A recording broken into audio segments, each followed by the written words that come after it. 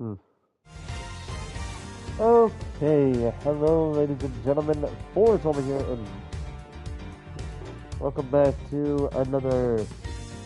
Welcome back to Ace Attorney Investigations Collection.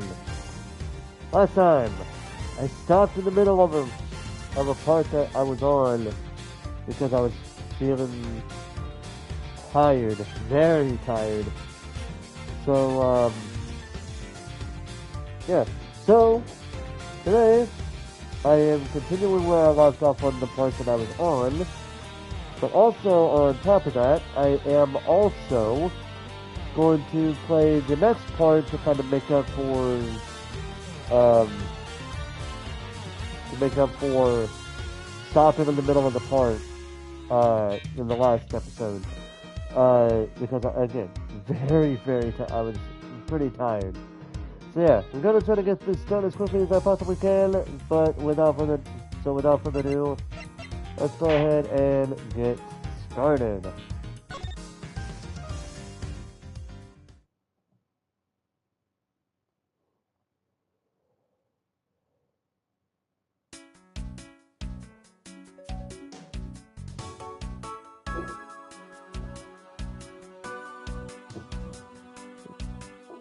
Moving stuff around this second, sorry.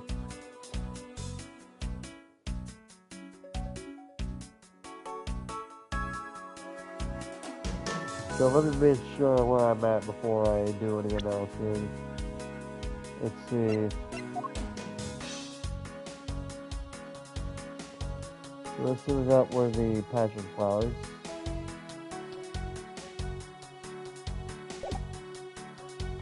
Hello, Daniel Barry, how you doing?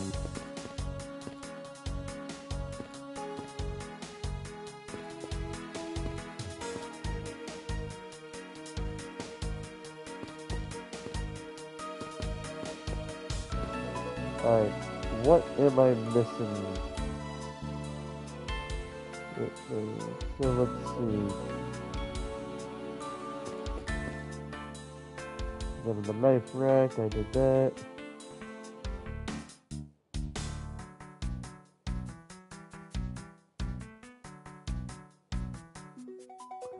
I examined the victim. I already did that.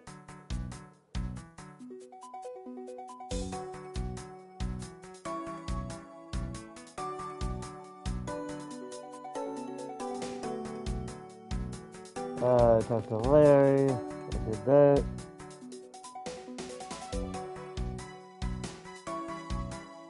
The table beside the fireplace. I did that. Examine the statue. I did that.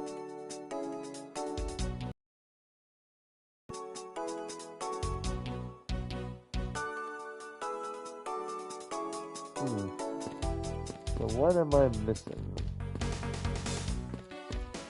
Alright, I'm gonna retrace my steps real quick.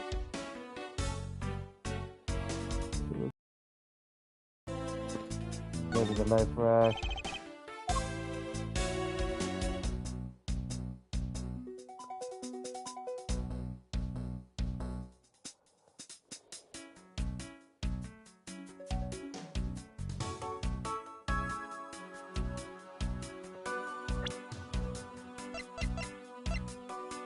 Alright, go to that.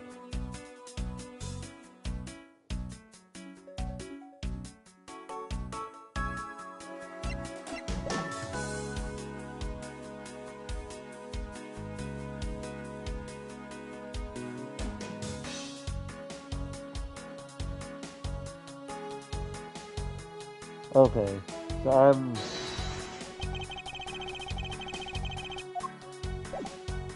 one.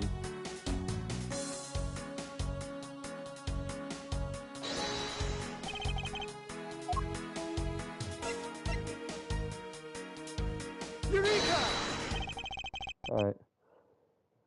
Yeah, I'm just using something because I didn't know if I was missing anything or not. So, yeah, once we get to, where a certain moment happens, I'll be fine there.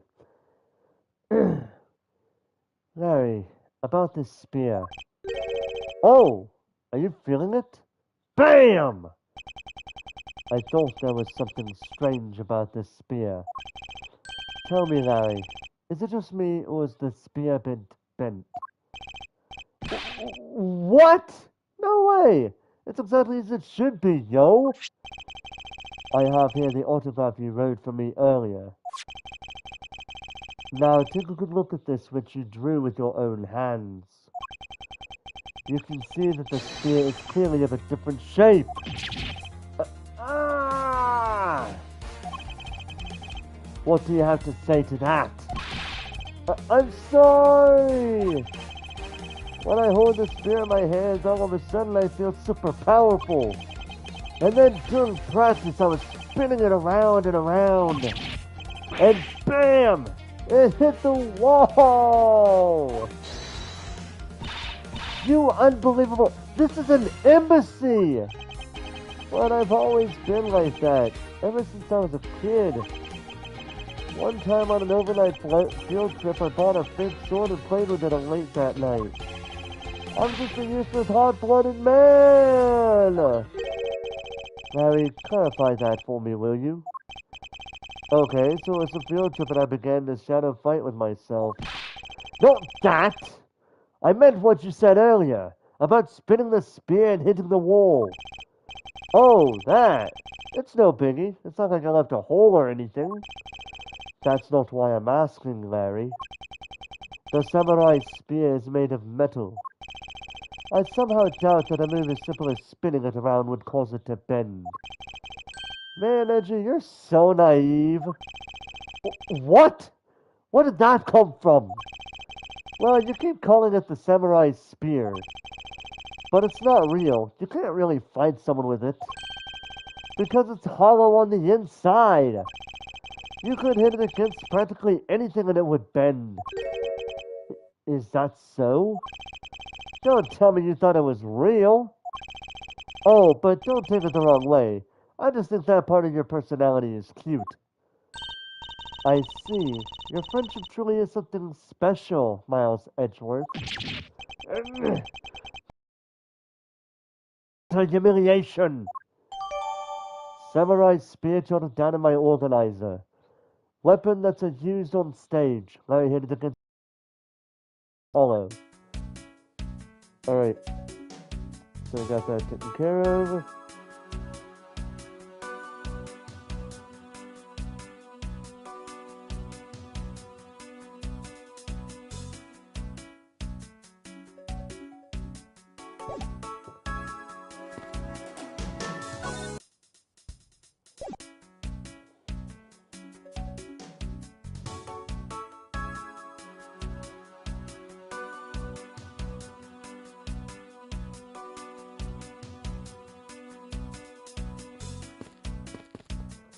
Alright, we gotta do something here.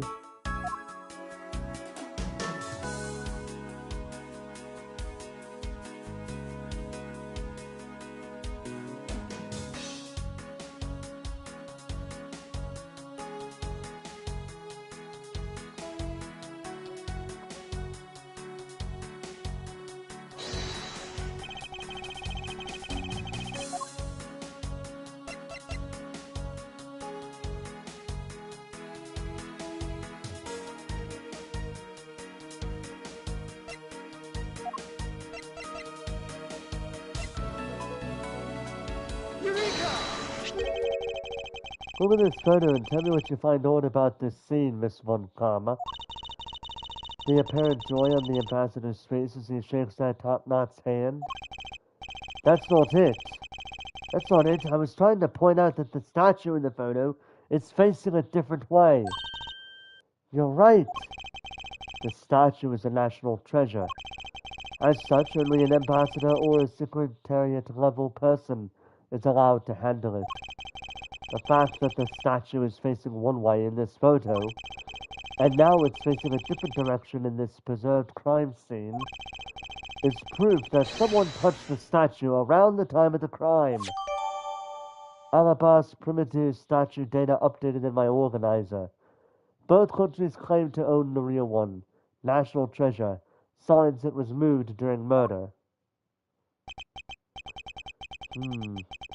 I guess that's about wraps up my investigation. That's... Yo! Pink Princess! How you feeling? Still feeling ill?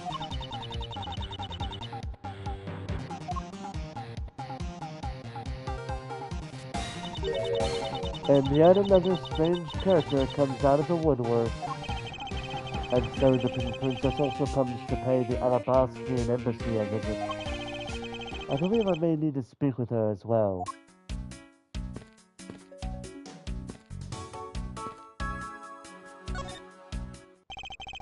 Miss Pink Princess, I have a few questions I'd like to ask you.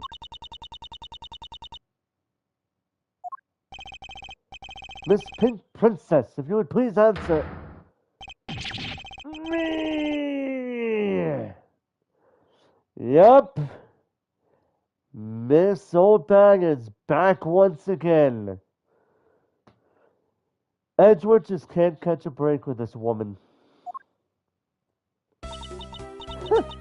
This must be what they call fate. How could this happen 2 days in a row? What? Aren't you Miss Oldbag? Why are you so surprised? Ah, so you're the one they got to play the Steel Samurai. It's too bad I didn't realize that until now. You are acquaintances with Barry?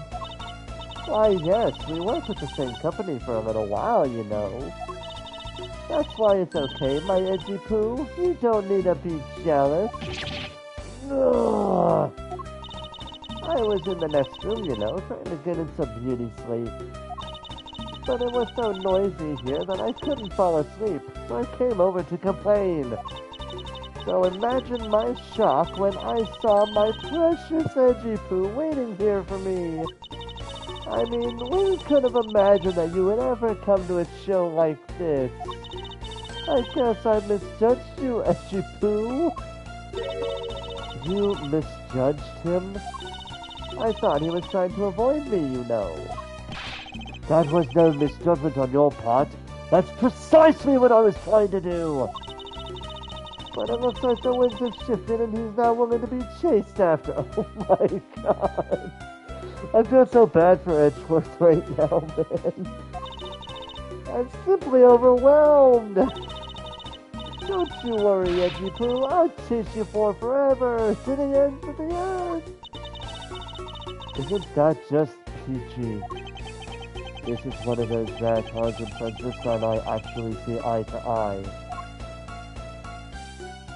Oh man, this is gonna be so bad for Edgeworth, I'm telling you. Pink Princess.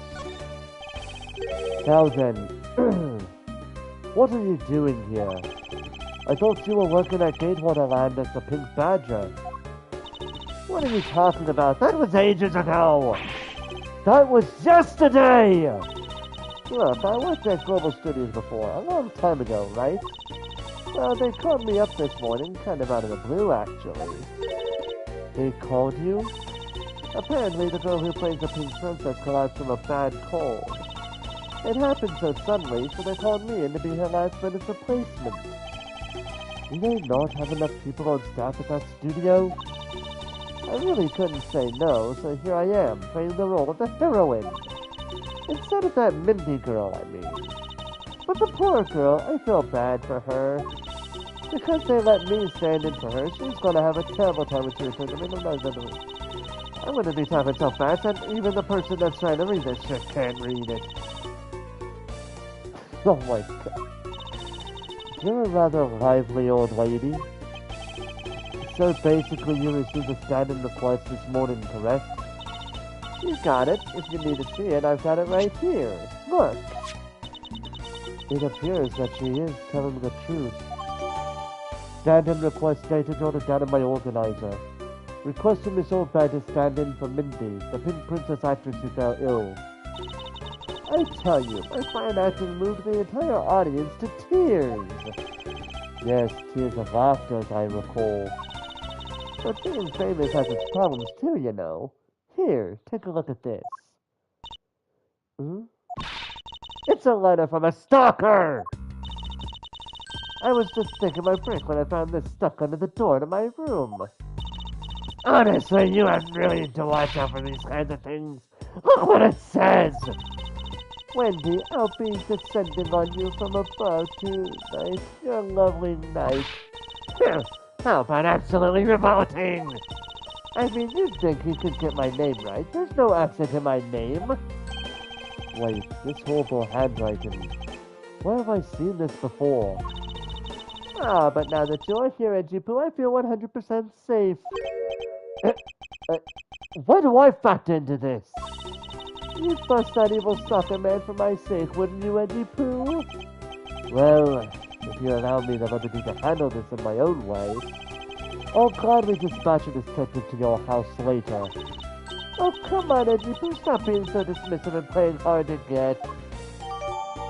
Letter from a stalker data jotted down in my organizer. For Miss Obad, has mistakes for bad penmanship. Time of the murder. What were you doing at the time of the crime? What crime? What? After the show is over, I've had nothing but free time on my hands. So I used the fireplace in the room next door to keep my bad hip warm. Use the fireplace. At the time of the crime, Miss Oldbad was warming her hip in the room next door. That is important for later. Well, a murder occurred in the room next to yours. Is that right? Oh, Edgy Poo, I'm so scared. Hold me. Caress me. Hold it! If you could please don't cling on to my personage. In any case, I take it then that you failed to show up at the Ambassador Alba's speech? Oh, that. No, I didn't go. I mean, I may have the heart of a young, tender maiden, but my body just refuses to cooperate at times. As soon as the show ended, my hips started acting up and got stiff. I couldn't move at all. Can you provide proof of your condition? Or should you just go on ahead and ask for the doctors in the infirmary? They're the ones who carried me from the theater all the way to this embassy. I have to admit the thought of her not being able to leave that room is rather pleasant. Prosecutor Von Karma, I brought the police dog as you requested, sir. Good work. You may leave now, officer. This dog. I requested the assistance of a dog in our search for the Yatagarasu. Looks like you got... Wait, hold on, that's the Lang talking. Looks like you guys have some pretty bright dogs in this country, too. Hey, you're a real cutie, aren't you? Yeah, that's a good boy. That's the police dog from you've been taking care of. I think his name is... Missile. What a fitting name for a police dog that dashes out in front of the pack. That action alone isn't exactly what's going to solve the case for us, you know. Now, Missile, I want you to find some clues. Go!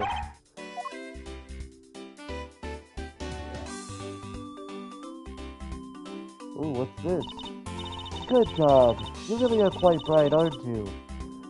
Unlike a certain someone I know. Now, what do we have here? What is this? It looks like a small hot dog, but... Wait, Franziska, isn't that an official samurai dog? No! Bad Missile! He ate it. I wonder if it's alright for him to eat that. It's just a meat substance that featuring the Steel Samurai. I'm sure he'll be fine. That's quite a bit of information you gathered there in a single quick glance.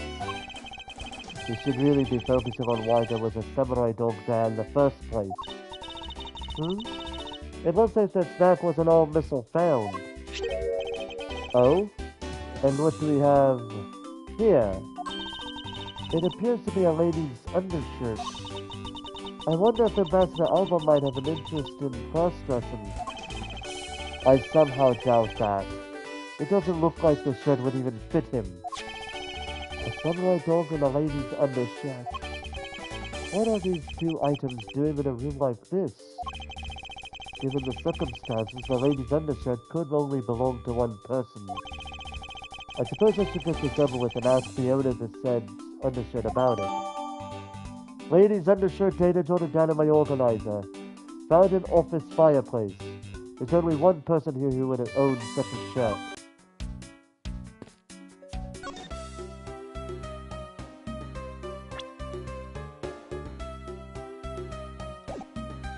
Wait a minute.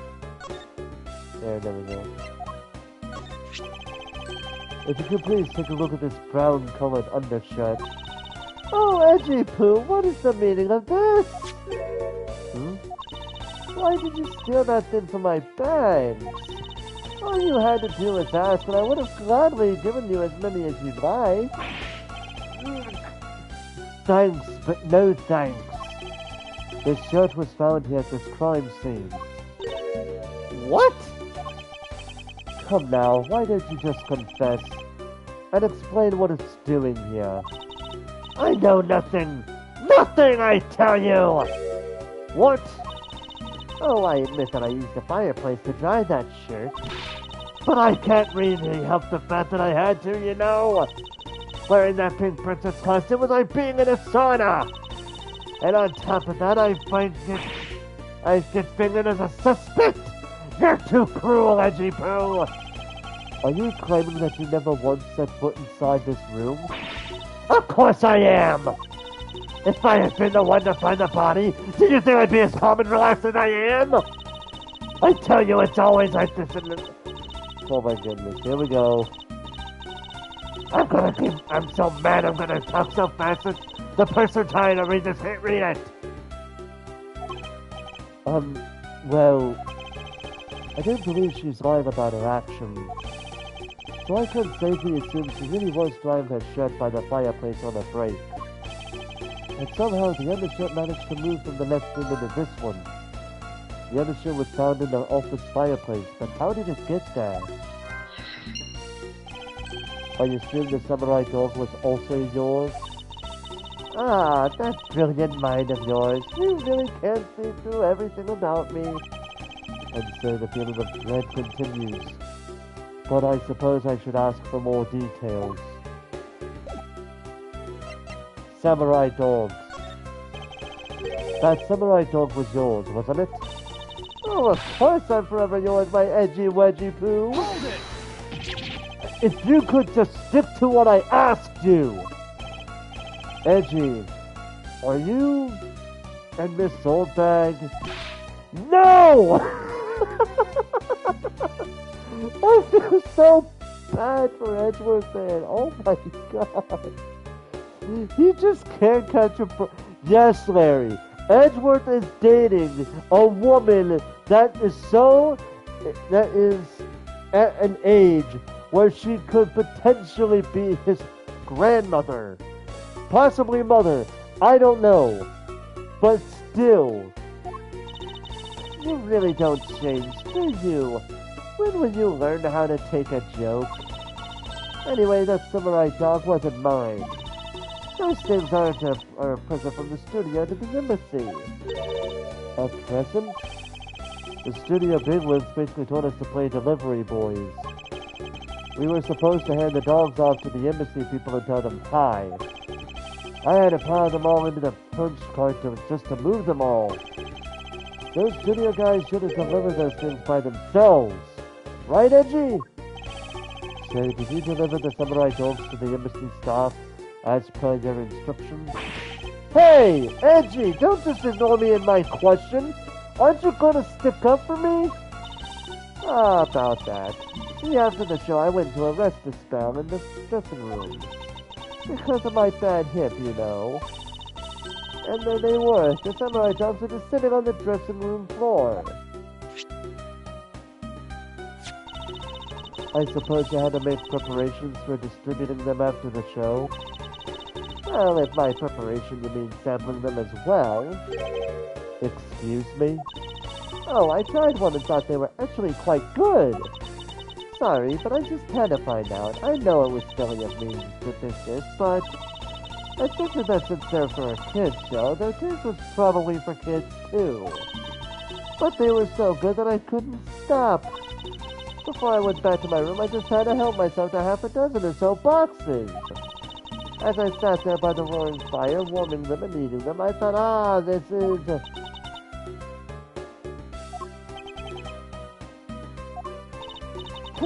What is it now? Oh, I know, I bet you want a box too, don't you, my edgy poo? Well, who am I to say no to you? But I'll only give you one. The rest are all for me. Samurai dogs forced onto me. Presented for embassy staff. Miss Oldbag took a native view from the dressing room. Looks like the lesson for today is that when the Steel Samurai and the Pink Princess take off their masks, they transform into a pair of annoying troublemakers. You have no idea. Alright, let's see here.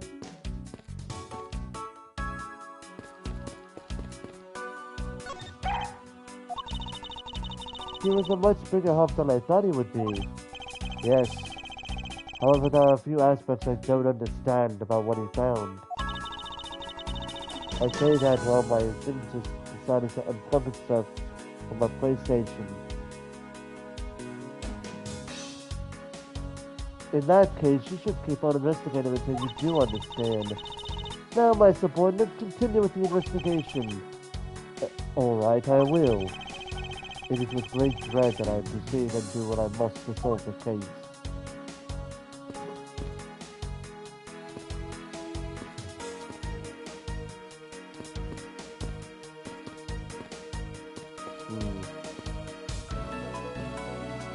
Let's think about this for a second here. Let me guess, we gotta go into first off wrong button. What's with our, what do we got for logic?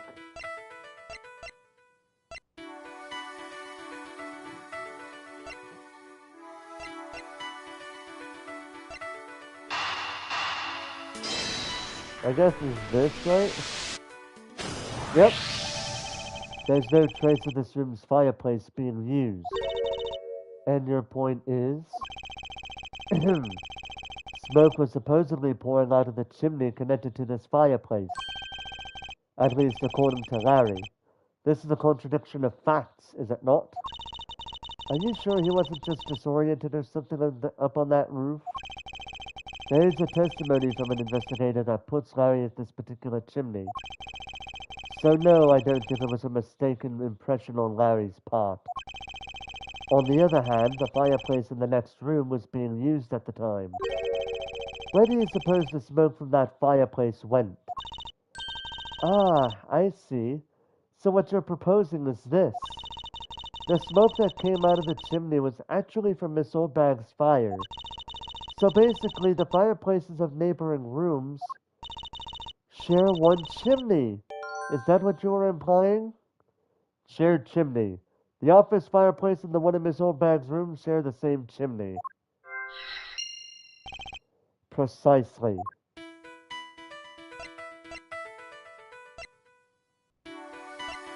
I'm just gonna try this, see what happens, but I don't think it's gonna be good. Oh wow, it does work.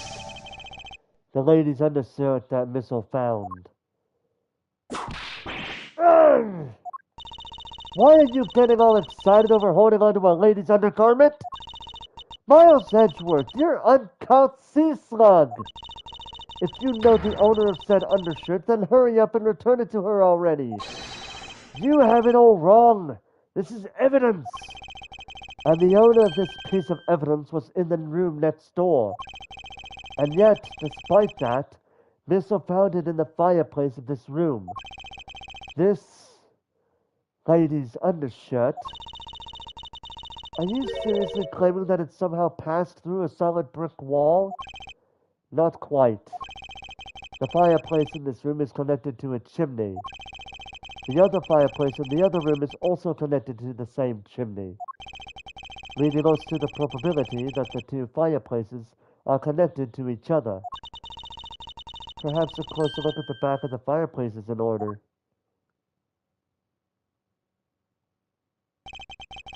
There's an X on the back wall of the fireplace. Let's see if I can't get a better look at it. What in the...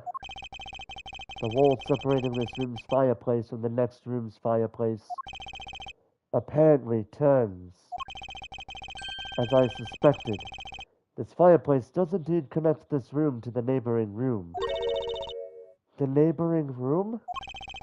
There appears to be nothing particular about the next room. But the fact that there is nothing special about the next room isn't what's important. It's the fact that there is a secret passageway through this room's fireplace. Connected fireplaces. Ambassador Alba's office fireplace is connected to the neighboring room's fireplace. We now know that the fireplace connects the two rooms. But how exactly is that significant? You aren't going to suddenly name the old lady as Damas 2's killer now, are you? No, she couldn't move at all because of her stiff hip. So she could not have been the one. Unfortunately, I believe that this fireplace has nothing whatsoever to do with Damas 2's murder. Investigation complete. It would appear that the answer has made itself known. You're making quite a confident face there, Mr. Prosecutor. Bring it on! I'm ready to counter any argument you may have. Very well then, if you are prepared. I'll show you exactly where my deductions have led me. I'm counting on you, Edgy! Leave it to me, Larry. My first attack will be to expose your lie for what it really is. My lie? I know that there is still something you are keeping from the rest of us. What's wrong with you? Why is it you won't believe me no matter what I say, Edgy? Curse you! I should just hurry up and die already if that's how it's gonna be. I'll confess to every murder in the whole world and then kill myself. And then throw everything into mass confusion. You made some wonderful friends as a child, I see. Larry, I only have one thing to say to you. Even if you make that face at me, it's no use. A man who is ready to die is strong-willed, you know. Larry, it doesn't matter what sort of harebrained trouble you cause. I only ask that you do not lie to me. If you cause an innocent person to be judged unfairly because of an insipid lie, I will never forgive you. Edgy. Although, allow me to say that I considered you to be among the innocent in this case, and that I will draw the real killer out. You can trust me on this. Alright, this time I'll tell you the whole truth, okay? What happened, what didn't happen, the works. Just what happened will do. Now then, if you would please testify as to what you did up on the roof tonight.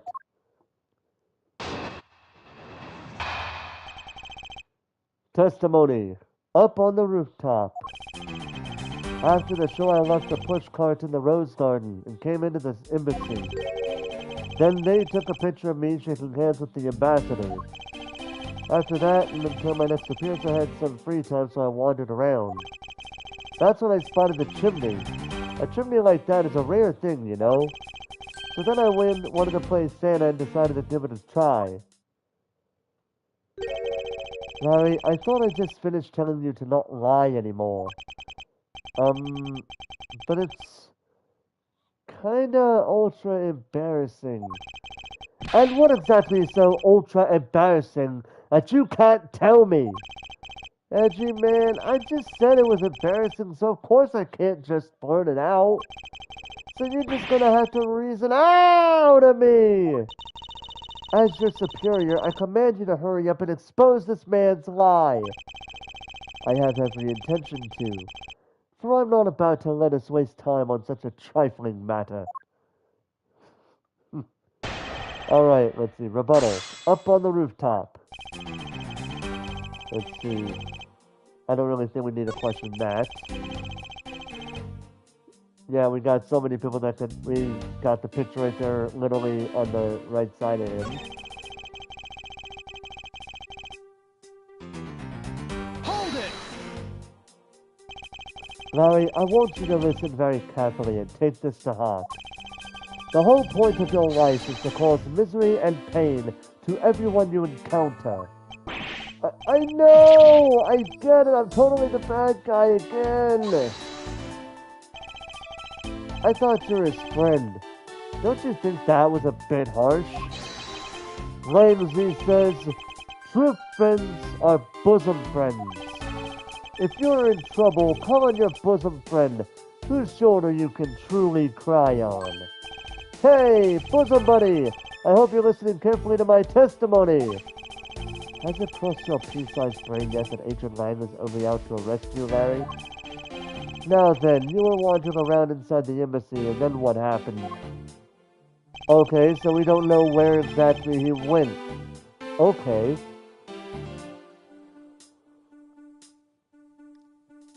Hold it! I should hardly think that chimneys are that rare. Agreed. Especially since they are a traditional feature of American houses. Plus, many grand buildings have even larger and fancier chimneys. Yeah, but the kind of chimney I'm talking about is the really romantic type. A romantic chimney? It might sound kind of silly, but women seem to really enjoy them. And I just had a good feeling about that chimney. So then I wanted to play Santa and decided to give it a try. Hold it!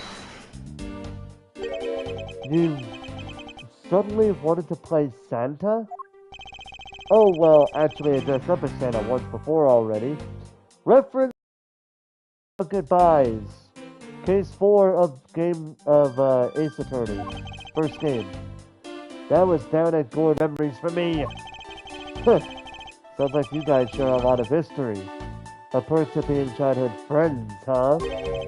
Besides, it's not a felony to dress up and play Santa, you know. Santa doesn't go around killing people after he comes down a family's chimney, after all. Depends on which Santa we're talking about, because there's at least 2 horror movies that I know where you have a killer Santa and a killer that dresses up like Santa. So, yeah. If you know, you know. Actually, is it worth delving into whether or not playing Santa is a big deal? Let's see what happens. Actually, I believe in the case of this man, playing Santa is actually quite a big deal. Are you saying that your buddy isn't exactly made of Santa quality stuff? Precisely. You hit the nail on the head, Agent Lang. Hey, Edgy! That's so incredibly mean! Tell me something, Larry. Did you know that Santa's job is to deliver presents to people all over the world? Of course I know that! I did graduate from junior high, you know! In that case, it's your turn to tell me something. I want you to tell me to whom you were delivering a present to.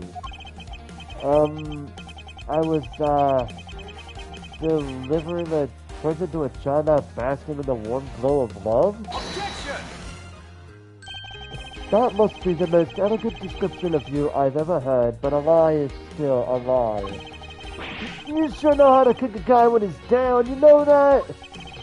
In any case, the person you wish to deliver a present to was most certainly this. So it wasn't Kay, it wasn't Byron, because he's dead. It's not Kalisa Yu, it's not Dick Gumshoe, it's not Shihna, it's not Francisco Von Karma, definitely not Kalai Valeno. Long story short, it's nobody here except for this person. Take that! Interesting taste you have there, Mr. Suspect. Don't spread lies about me! I totally didn't want to see Miss Oldback so much that I'd try to go down a chimney. Ow! I advise you to stop right there in your bashing of a lady. Well, I must admit that I myself hardly ever have the want to run into that lady.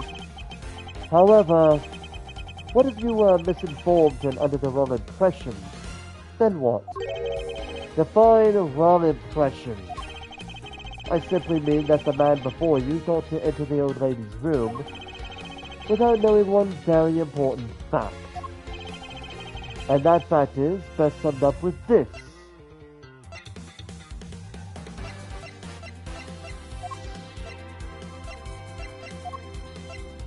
I believe it would be this one right here.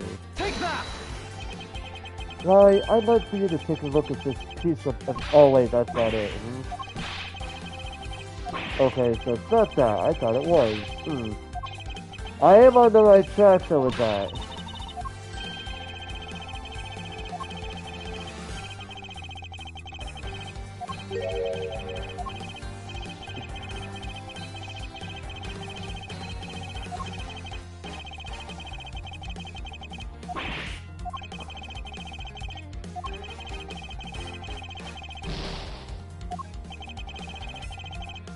Alright, let's see. Let's do the old classroom.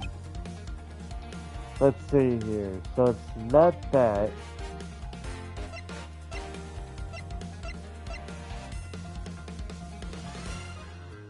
Wait, was it this? I want to try that and see what happens. Nope.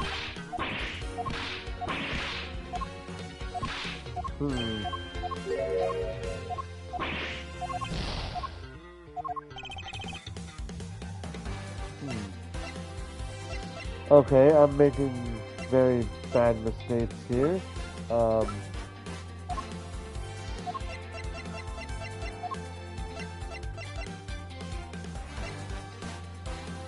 Oh, that's right, it's this. I'm on the right track, but I picked the wrong item. It's actually that. Take that! I am so stupid. This is something the old lady received from her employer for the night. The girl who normally plays the Pink Princess. Mindy, was it again? It seems that this man is quite taken with that actress. But that's not true, Edgy! She's the one with the hots for me! I just know it! I can feel her sexy beam piercing my heart when she's watching me.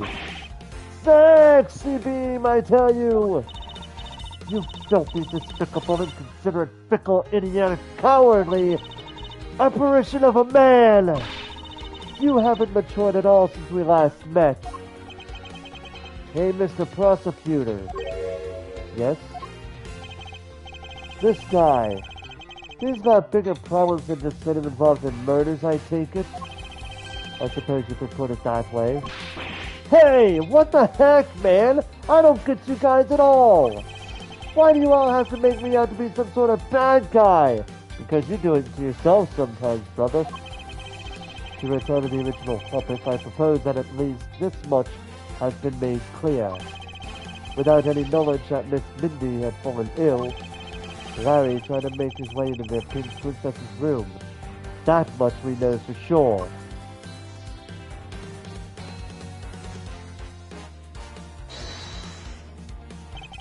Hey, Edgy. Looks like I've got the hang of this court thing now. But we are not in court at the moment. Shut up! I see what's going on here, and it looks just like what you do in court. I guess old boy here still has something he'd like to say. Lame Z says, until the root of the tongue dries, one never knows the whole truth. You shouldn't form conclusions until everything is out in the open, which is why I'll listen. Alright, you get ready to listen to me defeat Edgy in a battle of wits. Larry, have you forgotten that should I lose, your victory prize will be your arrest? Testimony. Larry's assertion. So you think that's all I wanted to do was to go visit Mindy? Well, I dressed up as Santa and climbed up to the chimney, but the smoke was really thick. Where did the Santa outfit come from? It was a case of mistaken identity, and that mistake made me late for some speech. Then, to top it all off, I became a suspect in the murder. That's what you really meant. But why would I ever put myself through so much humiliation on purpose?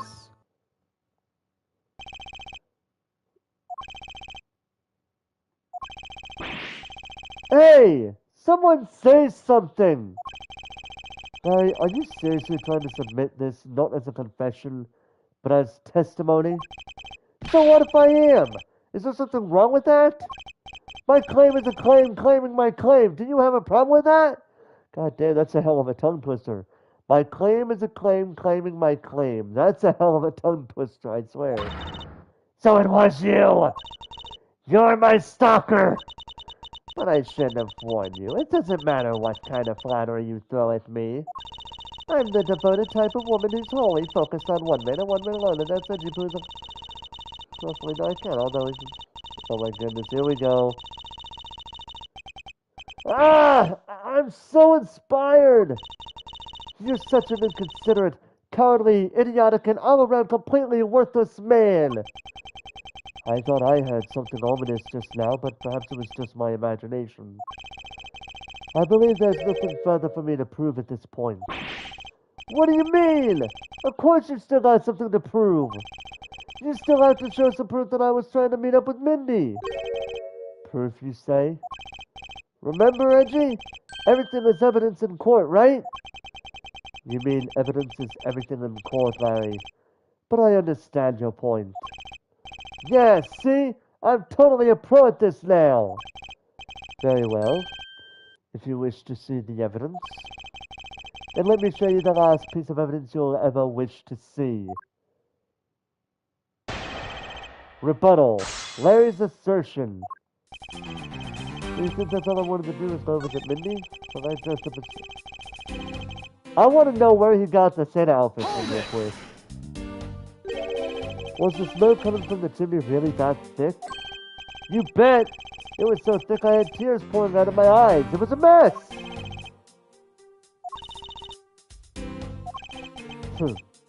I see. You do realize that you've just confirmed for us your chimney escapade? What? That's totally unfair! You tricked me, Edgy! Hardly. You simply have yet to master how to counter this cross-examination technique. Well, what I just said was a slip of the... No, I mean, I said the wrong thing! Larry, I feel your pain on that because I did that yesterday. Oh my god, that was crazy, dude. I still can't believe I did that yesterday. Nobody here, chances are, most of the people, all the people, if not most of the people watching this will not know what I'm talking about. The only people that would know were people that were in the VC in a Discord server that I'm in that had nothing to do with mine. That's all I'm gonna say. If you were there, you know what I'm talking about. If you don't know, if you weren't there, you won't know what I'm talking about. But yeah, I am honestly embarrassed about that, to be honest. I can't believe I said that. But don't worry, the person that when I did a slip of the tongue, like saying the wrong thing, yeah, they understood what I actually meant, so we're good. But it's still it's still embarrassing. Anyway, moving on. Besides, isn't this what you really meant to say about what I did tonight?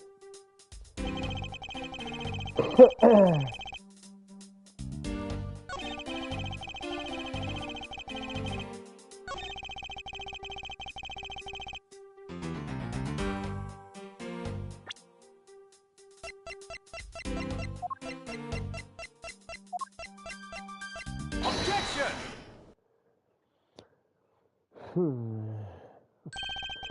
Larry, don't even think about denying that you have knowledge of this letter.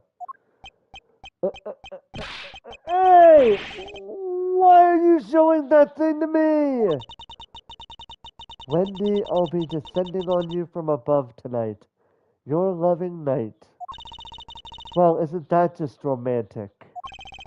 But you weren't able to descend on her from above, were you, Mr. Loving Knight? I have no idea what you're talking about. I don't remember a thing. Objection! You can pretend to be ignorant all you'd like, but it's written right here.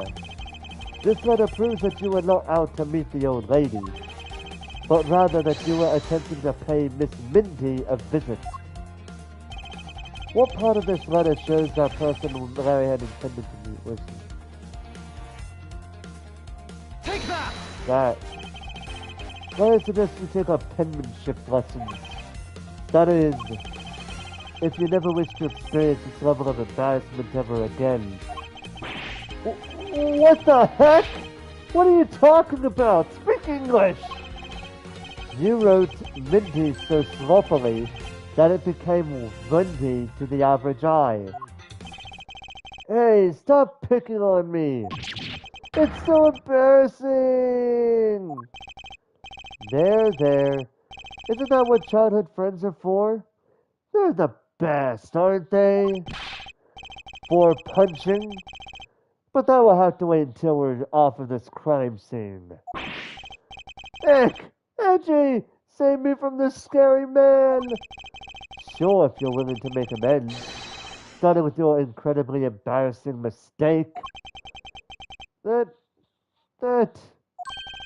That wasn't me! Come again? It's a fake! Someone's out to get me, so they made that fake letter!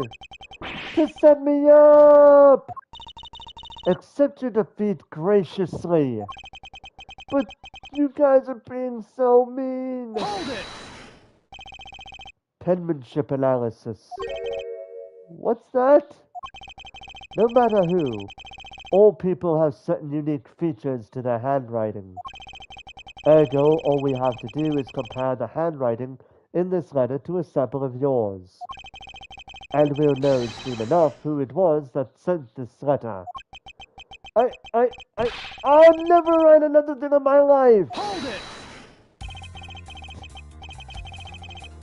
It's no use, Mr. Loving Knight, for you've already graciously provided me with a sample of your handwriting. Yes, he did. He confessed earlier that he wrote this. So, Take that! this autograph in our mysterious letter. If we compare the handwriting, we'll know the answer to our questions soon enough.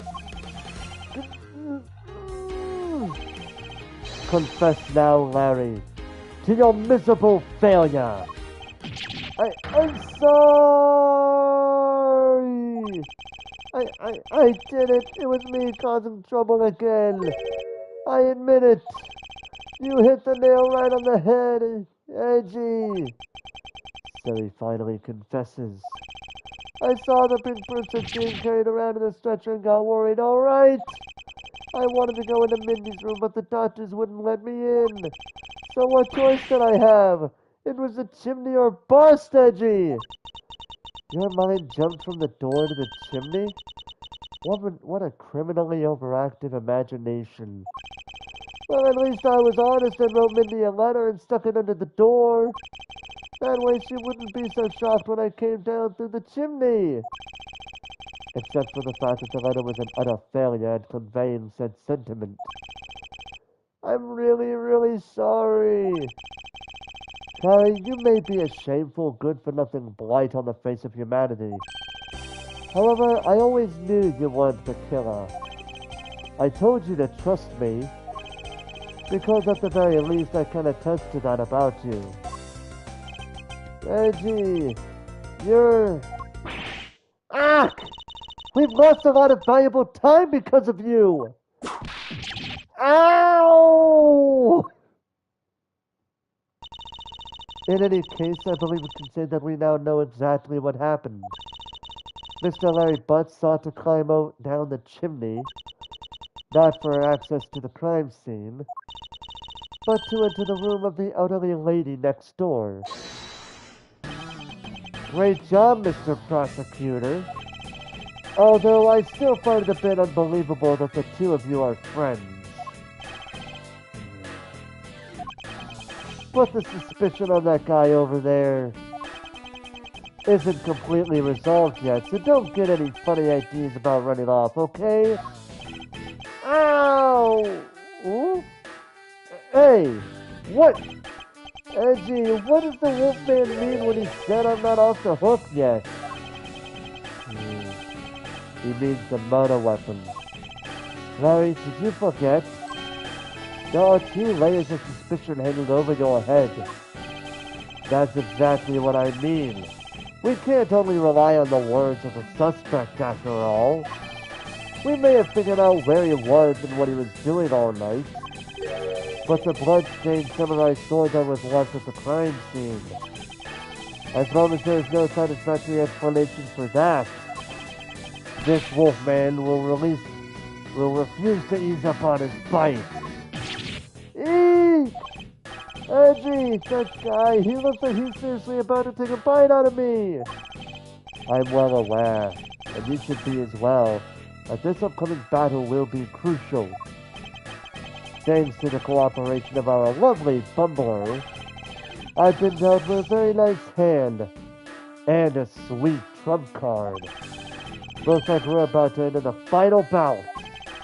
Now, Mr. Prosecutor, let's see what you've got. I can't easily point out the contradiction in the supposed murder weapon, but the real problem for me is figuring out what the real murder weapon is. This will be a high-stakes gamble, but this is one game I can't afford to lose. Why argument? Why Larry? I was the one who found the body of the victim, Damask too. Beside him was the samurai's sword, glittering red and offering up the scent of blood. It was supposed to be in the Steel Samurai's dressing room, but I found it here instead. Plus, I found the murder weapon's owner, the suspect, Larry Butts, in here too. Isn't it a bit far-fetched to accuse someone simply on the basis of ownership? But this owner wanted to sneak onto the crime scene. I think that's plenty to go on, don't you? Hold it! If you're alluding to his reason for being by the chimney, we've already established that! Not so fast! Hold on there, Mr. Prosecutor. You two are longtime friends, right? Who's to say you didn't fabricate the evidence to give him an alibi? You're accusing me of fabricating evidence? You think I can believe anything you produce? Forging evidence is all you prosecutors do. This man has some serious issues with prosecutors. But come on, I can't think of something as complicated as that, right, Edgy? Larry, I can't agree because I know you and your personality well. However, Agent Lang knows nothing about you. Or me, for that matter. I sense his hatred for my entire profession emanating from his entire being. Meaning that the only way I can prove refutable evidence. Rebuttal. Why Larry? Hold it! So you were the first to discover the body this time. This time? What's that supposed to mean? You better watch what you say! I only said this time because earlier, Kay was the first to discover the body of Babal, and your secretary, Agent Shihna, was ready to accuse her of murder for that. Not so fast! Ha! So are you going to use that excuse to call me suspicious now? Of course not. I was simply pointing out the usual pattern with discoveries of bodies. But in the Ablaze case, there was proof that she was holding the weapon, right? Well, in this one, it's a bit different, since we know exactly where the weapon is. Beside him was the samurai sword, glittering red and offering up the scent of blood. Excuse me, but glittering red and offering up the scent of blood? Do I have to spell it out for you? I mean the sight and smell of blood, of course! And according to the test, the blood on the sword belongs to the victim. The sword was made to only be used on stage, so it's not sharp. But it is pretty weighty, and it's certainly heavy enough to beat someone to death with. which leads me to suspect that the victim was beaten to death with the sword. Beaten to death, huh? This last statement is too important to just let it slip by.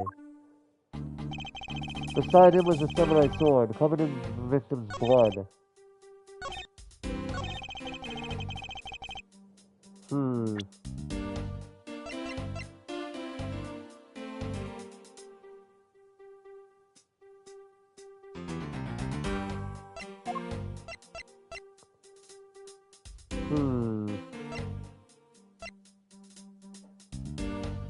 How could a man be beaten to death with it?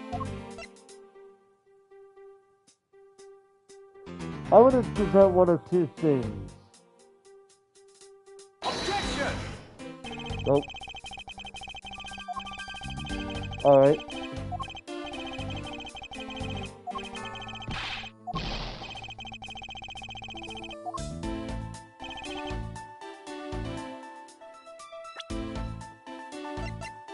Objection!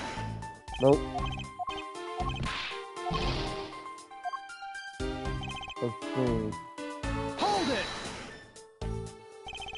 About this samurai sword, have you received a report from forensics yet? They confirmed that the blood on the sword belongs to the victim. Alright, but have they confirmed that the outline of his wound is consistent with the weapon? Tell me something. Do you see the dead body right there in front of you? So, if they were conducting the autopsy right now, shouldn't that body not be here? Well, I suppose so. Unless they must still be investigating this room. Meaning that it's possible he doesn't know about that piece of evidence's true nature. Anything else you'd like to chit-chat about? No? Good. Now let's continue. It was supposed to be in the Steel Samurai's dressing room, but I found it here instead. I feel like I'm missing something here. There's probably something that's very crucial. I feel like I'm missing something very crucial.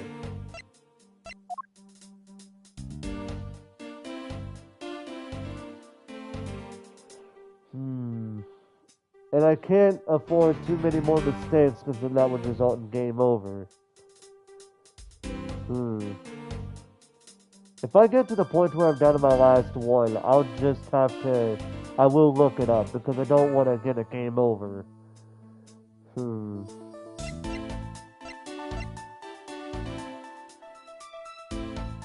Let me think here.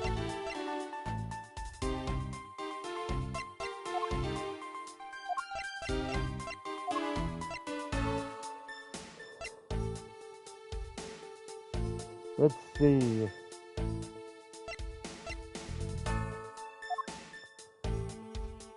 Because I feel like this is relevant right here.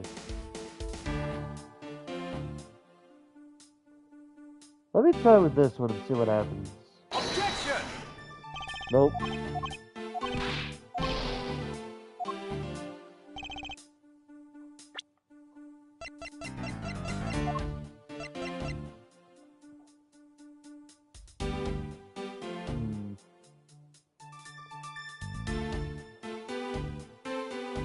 Objection!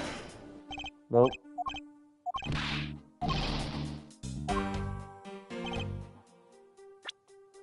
I feel like this is the sentence to use.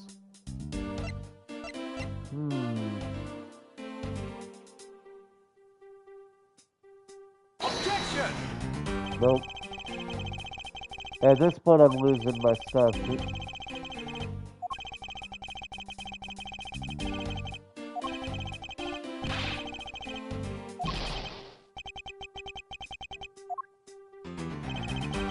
Alright, I'm not taking any more chances. What am I missing?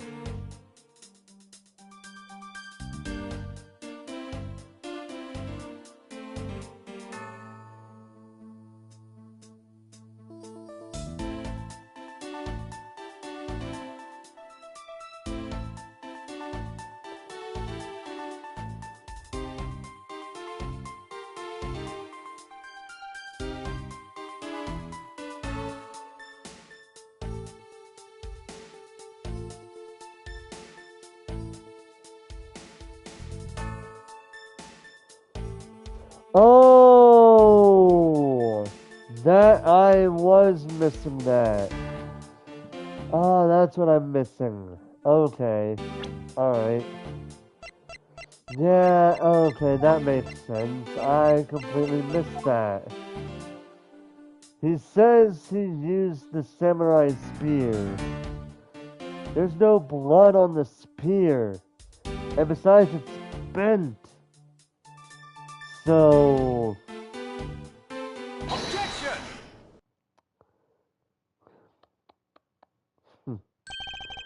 do you know what this is, Agent Lang? It's a long spear, right? We used to use those a lot in my country a long time ago. Piercing, mowing people down. Spears are the weapon of heroes throughout history. It's the next most effective weapon after the whip. I think the whip is in a slightly different category. So what's your point? Are you going to tell me that the spear is the real weapon? No. I simply want you to take a look at this section here.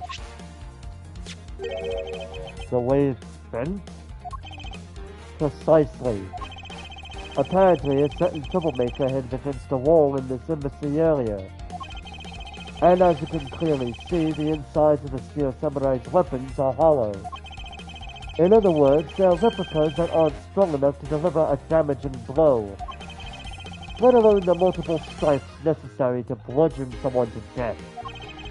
And yet there's not even a dent in the samurai's sword. How do you explain that? Yeah! Oh yeah, the sword and the spear are made of the same stuff, so they bend easily. But I wish they'd make them out of better stuff, because the spear got bent. I wasn't able to do my special early summer rain jab move. Man, I got such an earful from the director of the play for not doing it in the show. The Steel Samurai's special move was changed tonight because of him? Samurai Spear Data updated in my organizer. Because he bent it, Larry couldn't do the early summer rain jab special attack. Youch! That's more than enough for your whiny whimpering. Now, back on the topic of the spear. Yes, let's return to the real topic of discussion. This is where the real gamble begins. I don't have a real strategy per se. So all I can do for now is let the chips fall where they may. Using guesswork and taking risks in place of a real logic is hardly the Von Karma way. It's neither smart nor very clever. Miss Von Karma, as you know, unlike your father, I am not a genius prosecutor. Plus, I doubt his record of a 40-year win streak will ever be broken.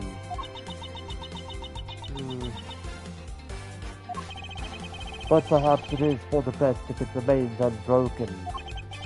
For no one should have convinced me of the notion to commit all defendants. Oh! What a foolishly foolish statement from a foolish fool who hates to lose. It's the job of a prosecutor to make sure that all defendants are found guilty in court. There is nothing more important in this world than a perfect victory. Hold it! That may be your opinion. However, I don't believe that's all we are. As a prosecutor, what I pursue is not the perfect victory, but the perfect truth. And if that means that the bridge I must cross will crumble beneath my feet, then let it crumble as I walk on towards the truth. You're good at keeping me entertained, Mr. Prosecutor. But you know, humans are delicate creatures. The slightest bump and we expire. I'd like you to consider, if you will, the possibility that the sword was used in such a way that the attack killed Damask too without bending it. So what do you think of my hypothetical scenario? I think you know what to do here, right? And what you need. Of course, what I need is evidence even he can't refute. This is it. It's time to bring this to a close. Argument. Why Larry? Part 2. It's possible to use the samurai sword to kill someone, and under these circumstances, it's the only logical conclusion. We searched the embassy top to bottom, but the victim's blood is only on that weapon. So isn't it only natural that suspicion would fall onto the owner of said weapon? How long do you intend to cling on to that preposterous theory? As long as I want. Because we examined every corner within the walls of this embassy. There's no stone we've left unturned. And we have managed to come up with only one logical conclusion.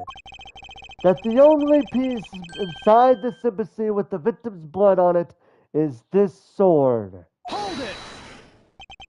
You left no stone unturned. Is that a fact? Not so fast! If you've got something to say, then say it in the only way I respect, Mr. Prosecutor. Yes, of course. In that case, allow me to make it all crystal clear for you. Rebuttal. Why Larry? Part 2.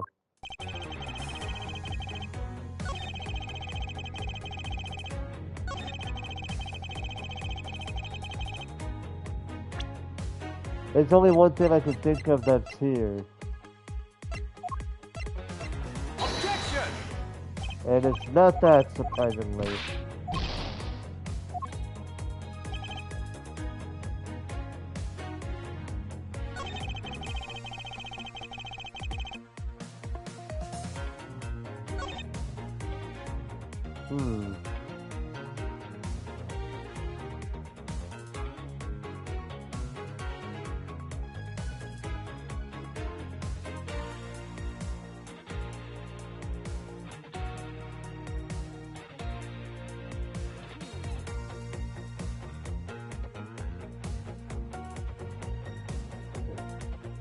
So here's where the problem lies here. He may have been doing that, but there's one little itsy bitsy teeny tiny little problem with what he's saying here.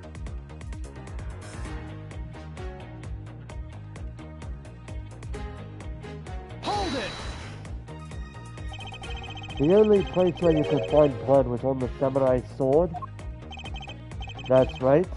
Even with luminol, which means that there are no other possibilities outside of what I've already outlined. Do I have a problem with Agent Lang's assertion that the samurai sword is the weapon? Yes. If you believe that there is no other door of possibility left to open, then allow me to force one open for you. Not so fast! Huh. And how do you plan to do that? By showing you what may possibly be the real murder weapon. Not so fast! Ha!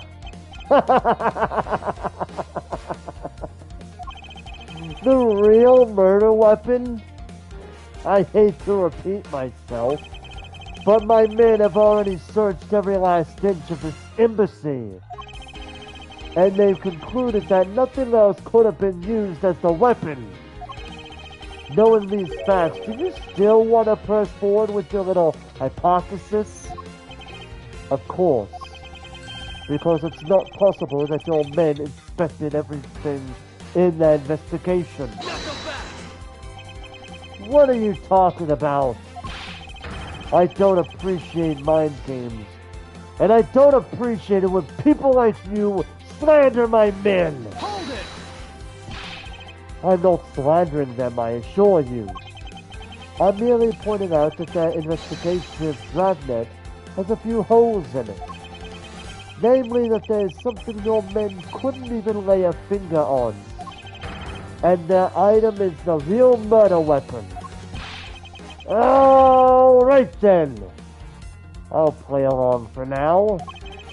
This real weapon that killed Damas 2. What exactly is it? The real murder weapon, which not a single person has yet to touch, is this. Take that! This is the weapon you're looking for. Back. Oh wait, that's not it? One sound from the proper man, and I can't see how top. Oh wait a minute. Oh wait a minute. He actually is giving me one more chance. He actually is giving me one more chance, but if I get it wrong, yeah.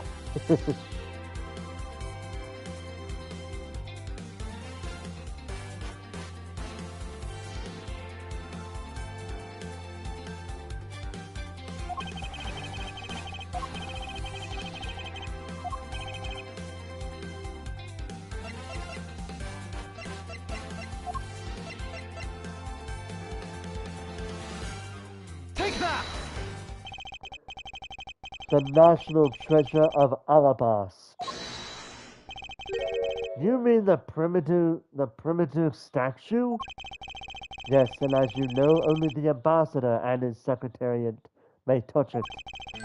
Which, I believe, means that neither you nor your men were able to examine it, correct? Knock him back! You know very well that if we did that, there'd be an international incident between the Kingdom of Ablaze and the Republic of Babal. The two countries' precarious relationship teeters in the balance over a stupid fight related to a sovereignty statue. But I'll be damned if I let something go unexamined. Hold it! Agent Lang, if you could take a look at this. The direction of the statue is facing just before and after the climb are different. And there's only one conclusion I can draw from that.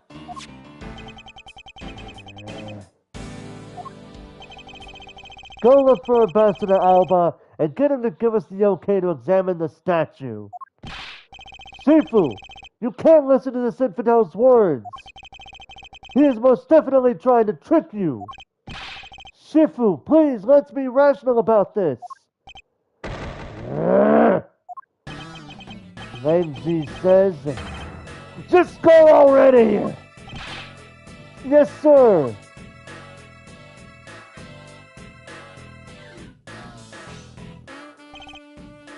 Shifu.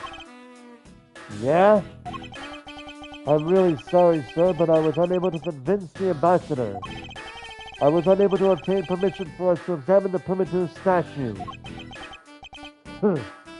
I see.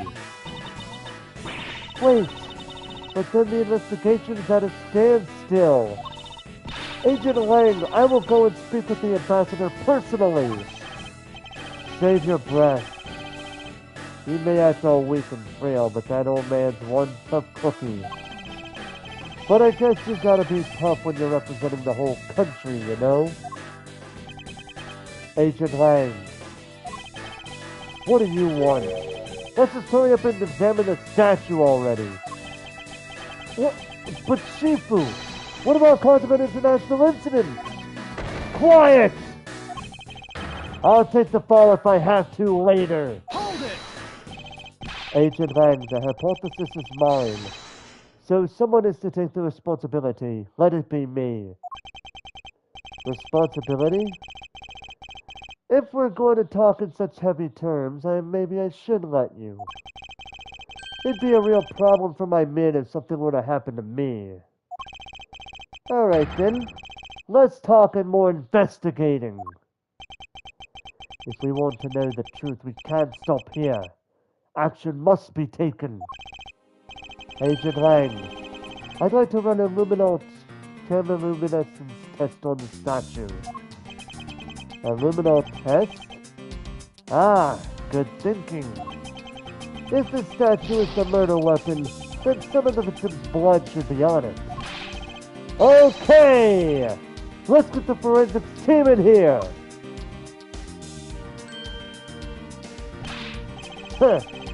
Looks like you hit the jackpot, Mr. Prosecutor.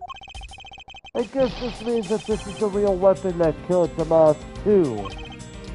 Indeed. But I wouldn't celebrate just yet if I were you. This doesn't let your friend off the hook. It doesn't prove that he didn't kill Damas too. So the charge remains. We are hardly done examining the statue, Agent Lang. Knowing that it is the real weapon, I believe further examination is required. Ha! You think so? Okay, then knock yourself out! Ooh, what's this? A handprint. And what do we have here? This dirty smudge. It looks like a handprint?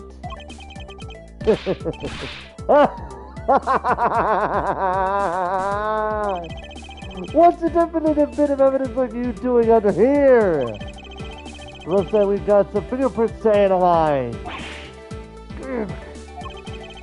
Worst case scenario, these prints belong to Larry. But it looks like it's too late for me to do anything about that now. Hey! Forensics guy! I want a result on these fingerprints ASAP! Do you hear me?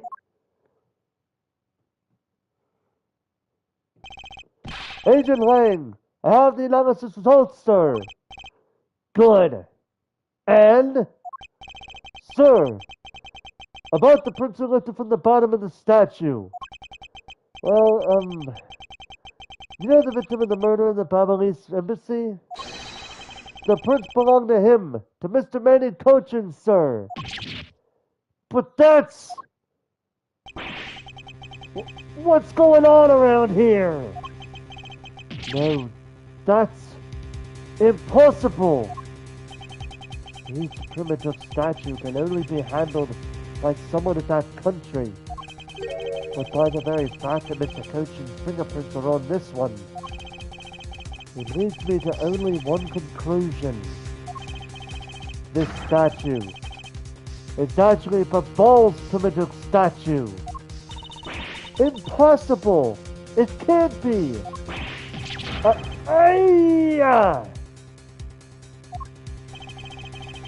Larry never once set foot on Babal's soil, so he was free to go. However, this new piece of information only served to confuse us even further. The ringleader of a smuggling operation was killed with an alabastrian knife in Babal.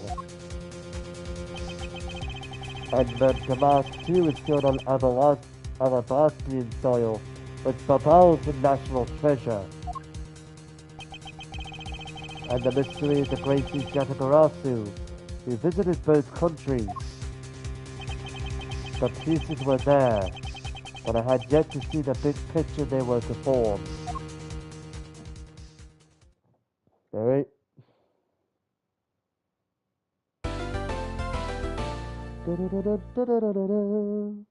Anyway.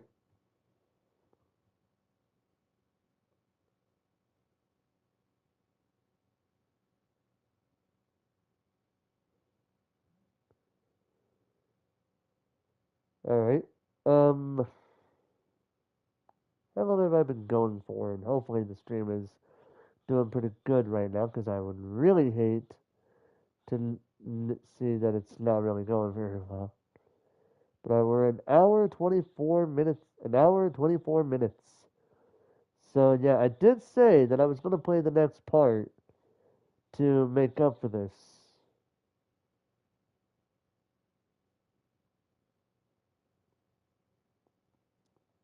But here we go.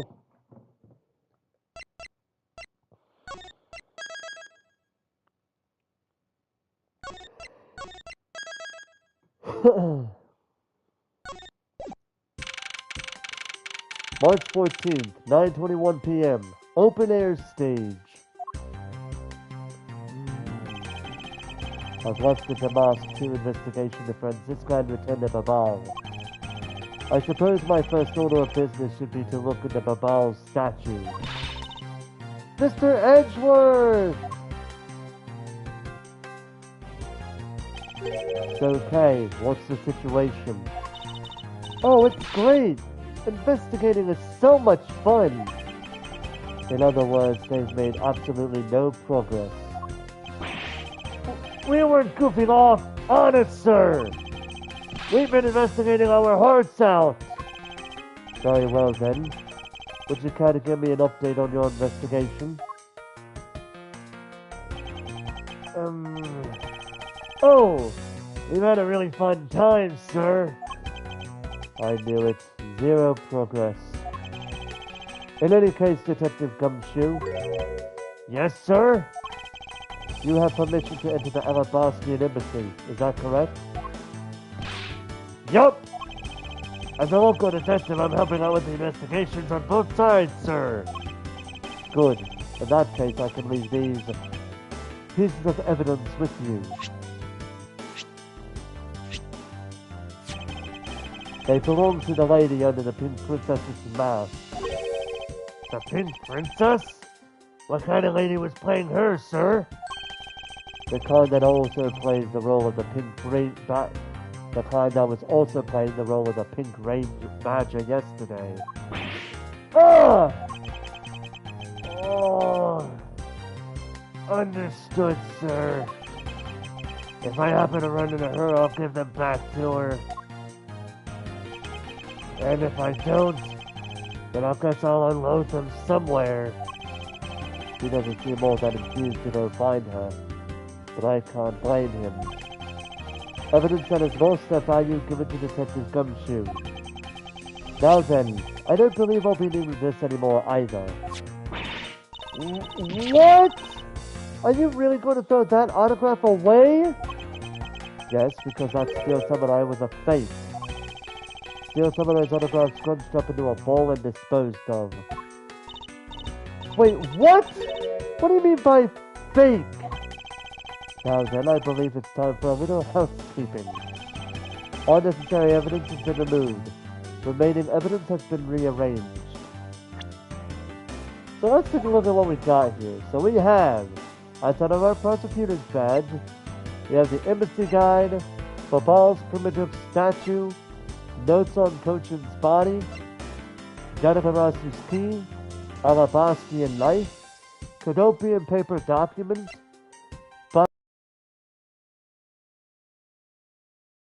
counterfeit bills, Babalese ink, Alabas primitive statue,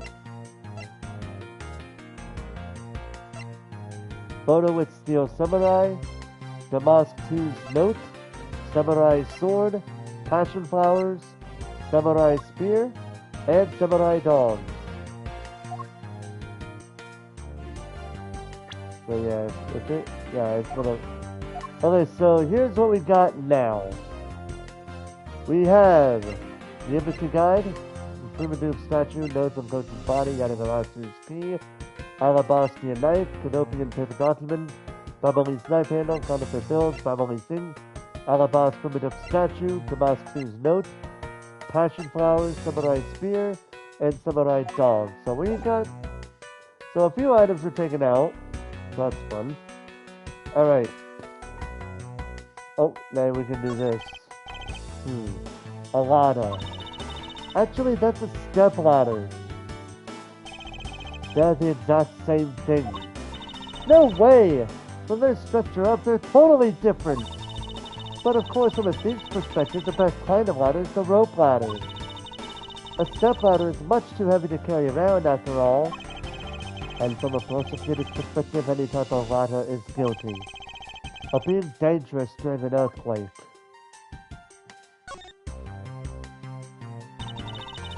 Hey, do you detect the scent of treasure coming from this bush?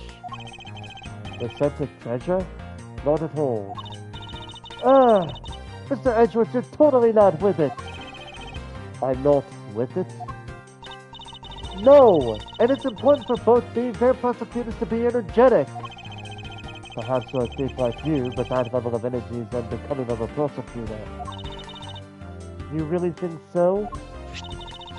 That prosecutor we met at Gatewater Land seemed to be pretty active. Well, he's not a prosecutor anymore.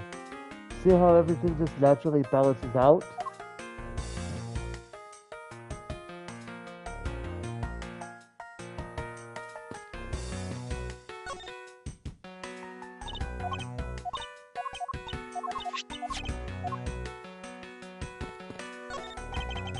Bags full of cement powder are stacked up here. I suppose they're for the renovation. Yeah, because I don't smell a drop of gold here, or any other treasure for that matter. Hey, the only scent you should be detecting in a place like this is the smell of sweat. Hey, Mr. Edgeworth, that was a pretty good play on words there. Gummy, don't randomly jump into one of our dialogues like that. Were you eavesdropping on us, Detective Gumshoe? No, it's not like that, sir. Whatever you say. It would appear that the stage is also scheduled to be renovated. You know, I would love to perform on a stage like this. Something like the Great Thief Show. I should think it would be a bad idea for a thief to show their face to the world. So how come so many traffic cones are red and white? That's because they're highly visible from a great distance. Oh, is that why? So then, the reason you wear that wine red suit is for visibility's sake? Please don't compare me to a ragged plastic traffic cone.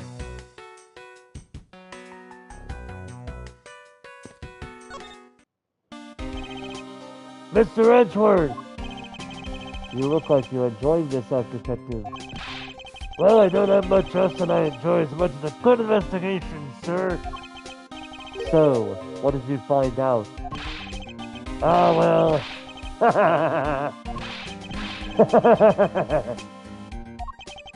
I take it he has found nothing of any particular use, as usual. Investigation update. Hey, Mr. Edgeworth! I've got something really interesting from Ambassador Paleno. Oh? And what is this something interesting? This, sir! Wow, that's so pretty! I'm so jealous! That's a real treasure there! Why does that flame burn green, Detective? So apparently if you burn the special white crystal oil, and they only make it babal, it burns this green color, sir. Interesting. So it's a special property of the oil. I suppose this is a ploy to force people to visit babal should the oil run out. Hey, Gummy, what about these silhouettes? They stuck some cutouts on the outside of the lantern so it projects the images. Oh? Silhouettes, huh? They are rather pretty, aren't they? Wait, what am I doing? I'm supposed to be asking for an update on the investigation. Hey, what's wrong, sir? There's something I want you to investigate for me. Do you think you can do that much? Uh-huh. You got it, sir. Hey, that's not fair. Why is Gummy getting to do all the fun stuff? Ah, well, that's because I'm Mr. Edgeworth's partner. Ah, I can't believe you took advantage of the confusion and stole my role as assistant. I expect the two of you to get along and work together like professionals on this. Silhouette lantern data jotted down in my organizer. Runs on witch crystal oil, which burns green. It's a Ablaze souvenir.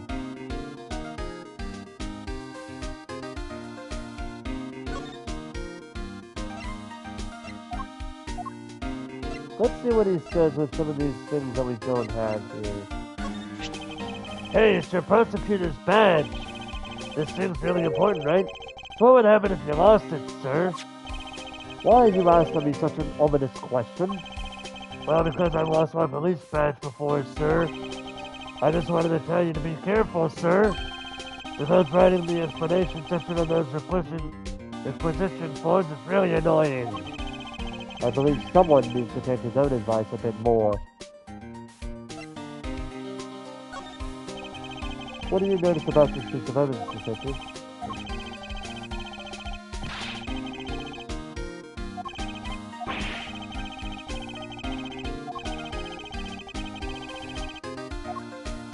Yeah.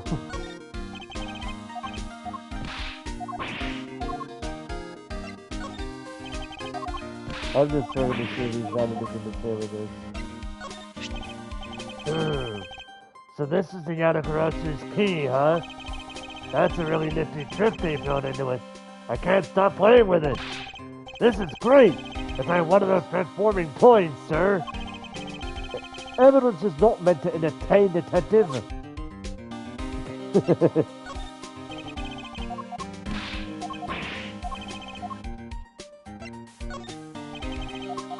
I'm just looking to see what else he's got to say here.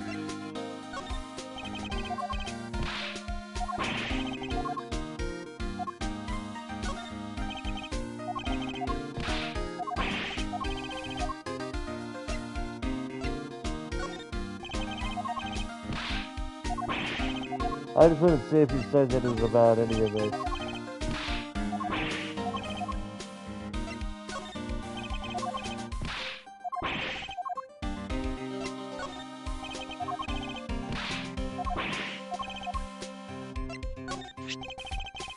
Wow, those look really good, sir. Can I have one? Don't you dare line your stomach with the evidence. Come to think of it, the dog detective Gumshoe takes care of stuff and ate a samurai dog earlier as well. Poor little dog slow coming to resemble his handler. That's a souvenir from Babal. It's a silhouette lantern. By the by, how much is it? It was really expensive, sir. About as expensive as my coat. Oh, I see. So it's about the average price of a cheap souvenir. Ouch, sir!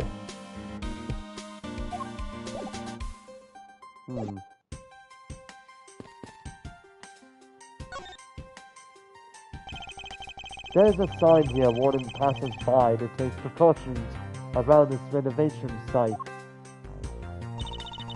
They're really going all out, huh? There's construction going on everywhere. I believe Ambassador Paredes said it was to attract more tourists and visitors. But what can they do with the new stuff they're building?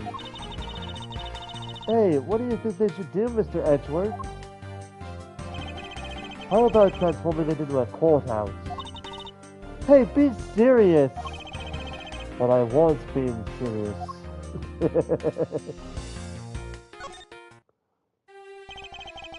Ah, so you're back now, are you, Mr. Edgeworth?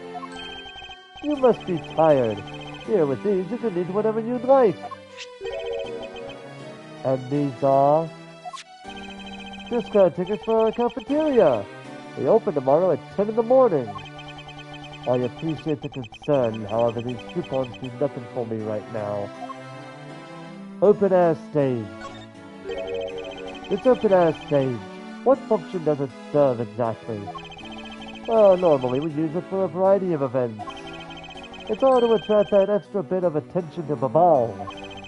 I heard that tonight over in the Alabastian Rose Garden, Ambassador Alba was to give a speech. And you know what? Manny told me that I really should give a speech too. Mr. Cochin told you that? Yes, he did. Which is why I thought I should give a speech of my own. But unfortunately, I wasn't able to. Because of the fire the Yanagarasu started? Exactly. Primitive statue. Ambassador Paredo, I'd like to ask you a little more about the primitive statues. Oh, I see. Well, let me ask you this. Did you know that Alabast and Babal used to be one country called Codopia? Yes, I know that much about your history. Well, the primitive statue belonged to the founders of Codopia. At least that's how the story goes. It was bequeathed unto the king of Codopia as a symbol of the country's wealth. It is meant as a symbol of sovereignty and the right to rule, I take it? Yes, that's right. Which is why both countries are so adamant about their claim. We hold the real statue, therefore we hold the right to the real rule is the reasoning. It's pretty petty when you think about it though, I suppose. But if Alabast and Babal were to re-establish relations, shouldn't that put an end to the squabbling over the statue? I have no reason to believe so. The primitive statue is even more important now as a key to diplomacy. I wonder if Ambassador Paleno knows about what has happened to the very important key to diplomacy. Perhaps I should try showing him this key and see what he has to say about it. Before we do, many coaches. Ambassador Paleno, there's just one thing I'd like to ask you about. Yes? Oh, and don't worry. You can ask me more than just one thing. How about 2 or 3? In exchange, I expect you'll be coming to Babal, yes? Thank you, but just the one thing is all I require.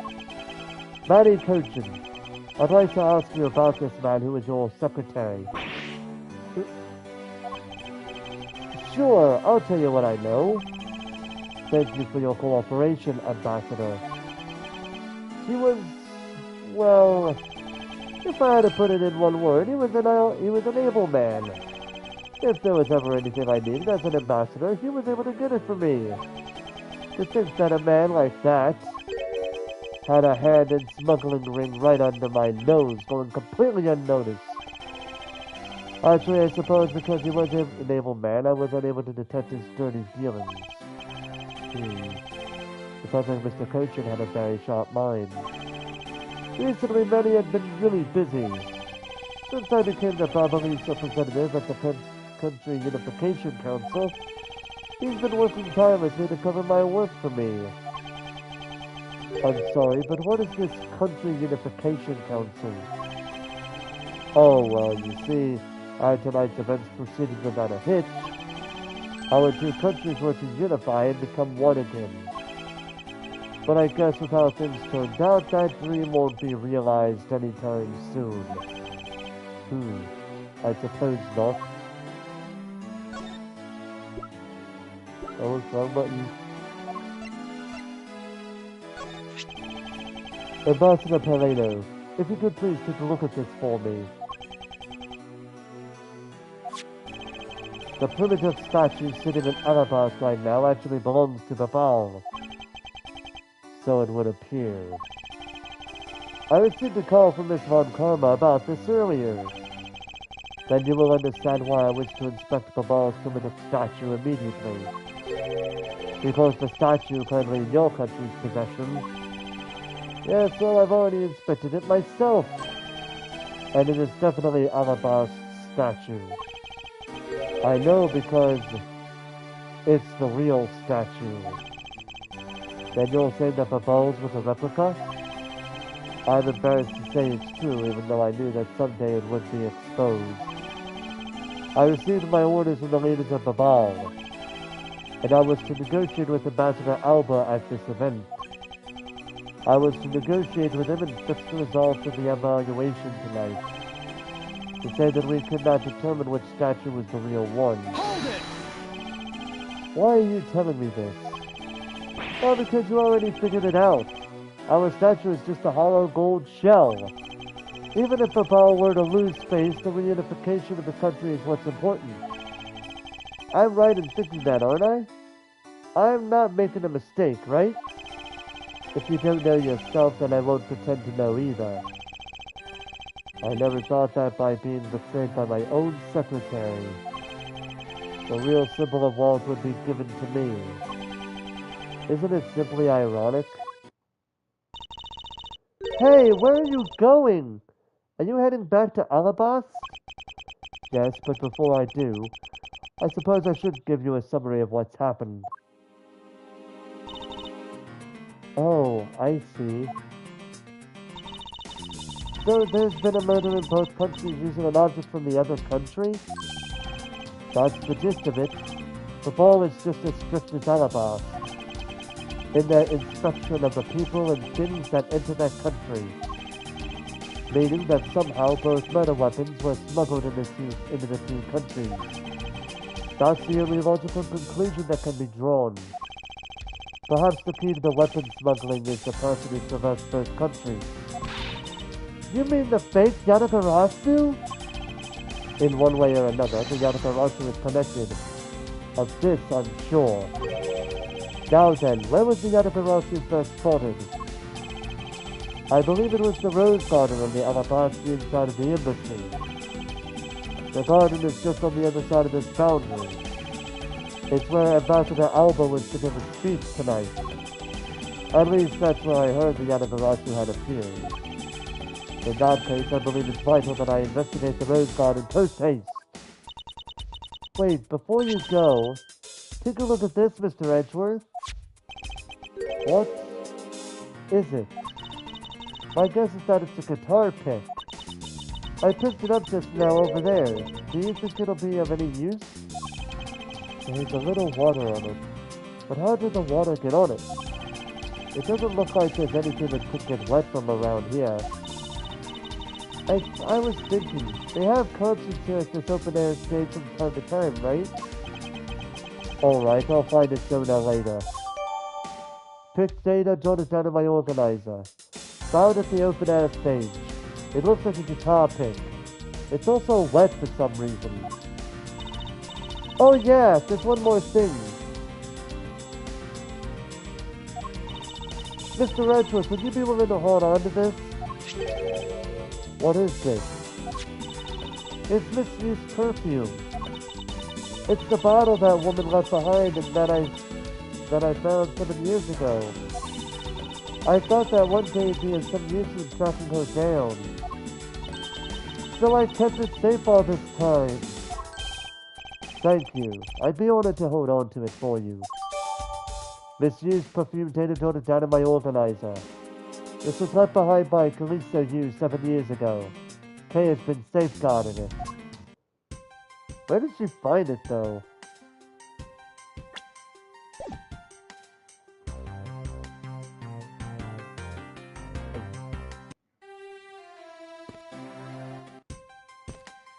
Oh.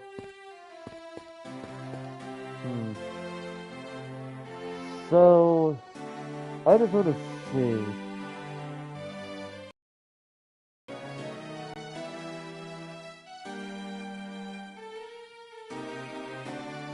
I'm only just wanting to see where I go from here.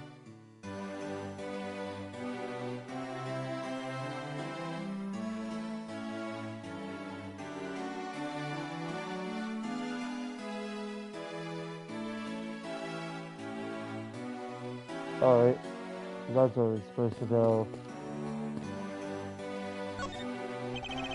We saw the shade just beyond these doors, but it's been quite a number of hours now. Told you that you sound like an old fogey? Fogey? I was merely reminiscing. Is that such a crime? I think I'll be returning to the investigation in the Ablaze now, but... I know, I'll go back to Babal and do some more investigating there. I know, I'll just investigating there. March 14th, 9:58 p.m., Rose Garden. I see you're back, Miles Edgeworth.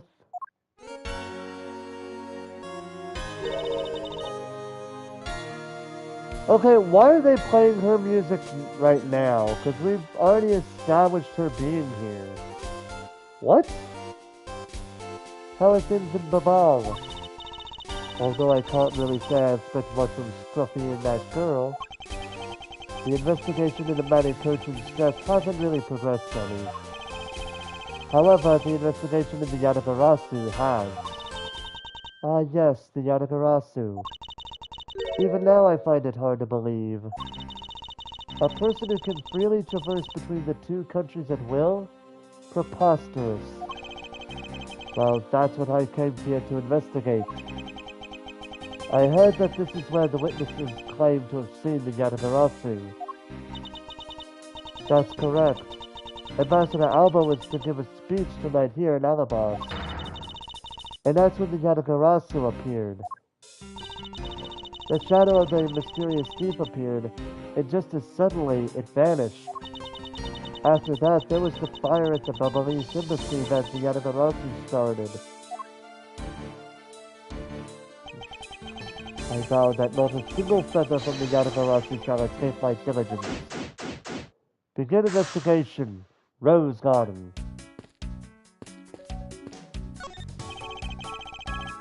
These are some beautiful roses here. They appear to be well maintained. You're being too nice, Miles, at work. The arrangement is devoid of any design sense. Roses only truly shine when they are grouped by color. One color per location. They lose their beauty when they're all mixed together like this. I can't tell if she's being sarcastic or not.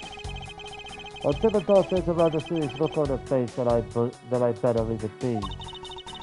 They should really rethink the proper balance of these roses. Of all the people to comment on the proper balance of things. This statue bears a resemblance to the Primitive statue. The plaque says King Primitive on the battlefield. In order to save the Queen, King Primitive put his life on the line and went to war. So Primitive was actually a person of royal blood? I thought he was simply someone imitating a character from an ancient legend. Well, what surprises me is that a real person who looked like this dear samurai existed. I suppose there's that too. There's an overturned spotlight here. When the Yanagarasu appeared, the audience that was waiting for the speech to start panicked. I suppose that's when someone must have knocked it over. I'm having a tough time visualizing the mass confusion that took place here. I thought to use my whip to capture the Yanagarasu. However, there were people in my way and I was unable to land even a single lash. I suppose this means that some other poor saps were hit instead.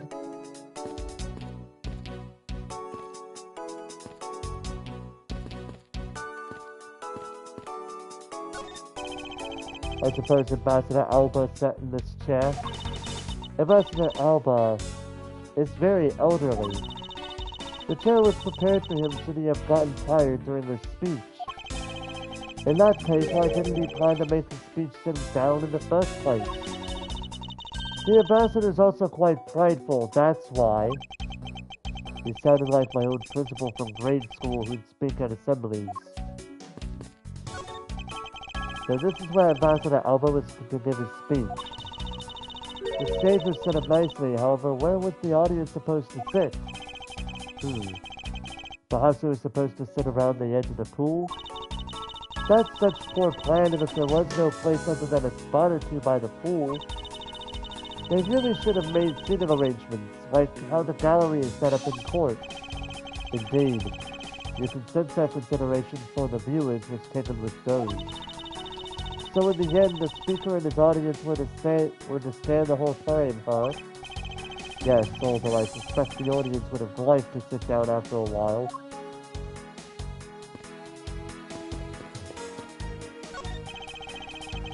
Their roses scattered on the surface of the water created a pleasant fragrance.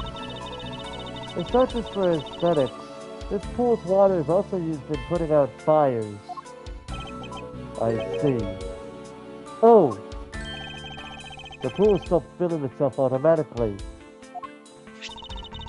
The fountain spouts are said to stay open until the pool's water reaches a certain level. If this water is used to put out fires, I suppose it must be to be refilled to its normal level. It suggests that this pool was recently used somehow in this embassy. I'd also take some notes about it just in case. Fountain spouts stated noted down in my organizer. Parts of the Rose Garden pool. Auto refills the water when the water level is too low. What the heck? Whoa! How dare you surprise me like that? I'm sorry. Oh, hey, Eddie, thanks for what you did back there. Your gratitude alone is enough. More importantly, Larry, this pool is not for your personal enjoyment. I know that! Do you really think that I'm the type to just jump into a pool and swim around for fun? Objection! Yes, you are. Alright then. Did you by chance fall into the pool? Nice guess, but no dice. So you know my son, right, Edgy? Your son? I guess I kinda lost sight of him when I shook hands with the ambassador. And I'm pretty sure he was around here when I last saw him! You imbecile! How can you be so flippant at a time like this? What are you going to do if your son fell into the pool? And how old is this child of yours anyway? Huh? Oh, how old is he again? Hold it! Larry, this is the first I've heard of a son. Who exactly is the mother? The mother? Oh, that chick. The pink princess. The pink princess? Hold it! Miss Von Karma. I was a bit confused by this man's words for a bit there. However, I believe what he is looking for is the doll of the Iron Infant. Yup! Because I'm the Steel Samurai through and through, heart and soul! And the Iron Infant is my cute little son. You have given a whole new meaning to the phrase, an astounding fool. Larry, we have not seen hide nor hair of the Iron Infant. But rest assured that if we should find him, we'll let you know. Now get out of there. Sounds good. In that case, I'll search over there. Hey, wait! Well, it's not as if he'll get very far swimming around in that pool. I know he's unrelated to the murders. He sure knows how to cause a lot of trouble.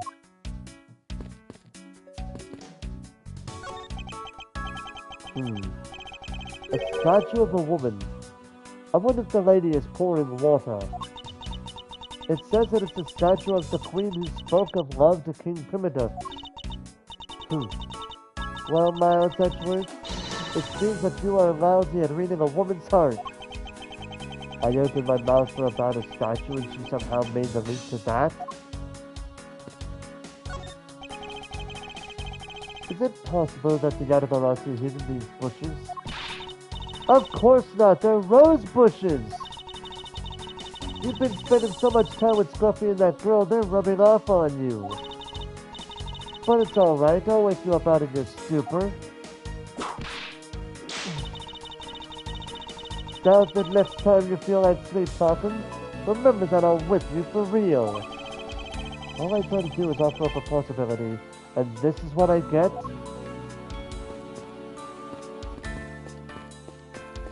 Alright, I think we pretty much explored everything. How is the investigating proceeding on your end? Lindsay says, that's top secret.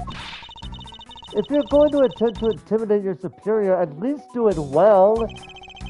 I don't suppose you believe in the accidental leakage of information. Have you finished checking out all the bystanders? Yes, sir! And we found 14 counts of pickpocketing, 16 counts of illegal parking, and 1 person ran a red light, sir. Don't tell me you didn't find out anything related to the case. Sir! Not a single thing, sir! Well, for now, let's just get those other lawbreakers down to the precinct. Agent Lang. Well, if it isn't Mr. Prosecutor, I would just like to thank you for your assistance earlier. Make no mistake, it's not like I was trying to help you with what I did. After I left, did you receive word from Ambassador Alba? We're to wrap up our bodyguard assignment at the end of today. Oddly enough, we received word from HQ to return home on an urgent matter. And the fact that we so easily pulled away from this case after I've come this far. I swear that I'll find the truth and drag it out screaming into the light. You're with me on that, right, Mr. Prosecutor? Yadadarasu's appearance. You were working as Ambassador Alba's bodyguard at this time. So naturally you witnessed when the Yadadarasu appeared, correct? Yeah, I saw the thief all right. With my own 2 eyes. The Yatagarasu was always there, lurking in the shadows. But when the spotlights were turned on for Ambassador Alba's speech, a shadow appeared. That's when cries of, "It's the Yatagarasu!" rang out. The next second, the spotlight went out. And by the time we got the area lit again, the deaf thief had vanished. When we investigated afterwards, we found that the reason the lights went out was because someone had unplugged the extension plug for all the outdoor electronics. Whether it was someone doing it on purpose, or simply a guest who had tripped over it, we don't know. But one thing is for certain.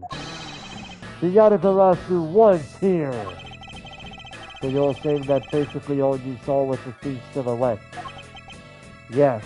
Objection! If all you saw was a shadow, then it's entirely possible that the shadow belonged to someone else. Ha! Good thinking, sis. You just might be right.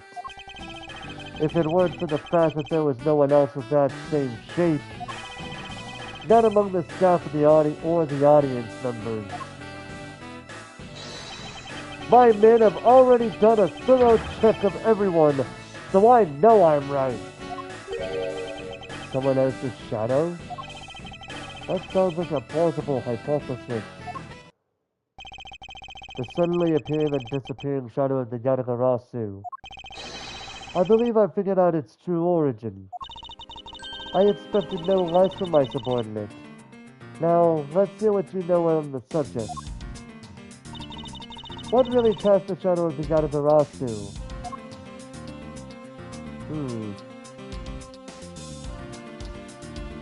So we noticed what the Yatagarasu looked like. My guess is...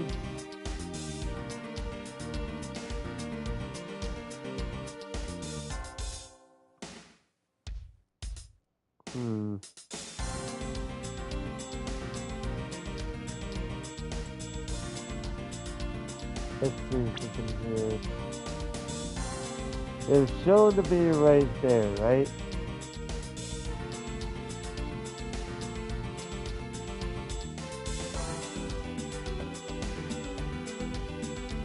So my guess it is this. Oh crap. I'm gonna have to load. Crap, and I didn't even... I forgot about that! Shit! I should have saved when I had the chance. Now I gotta restart everything.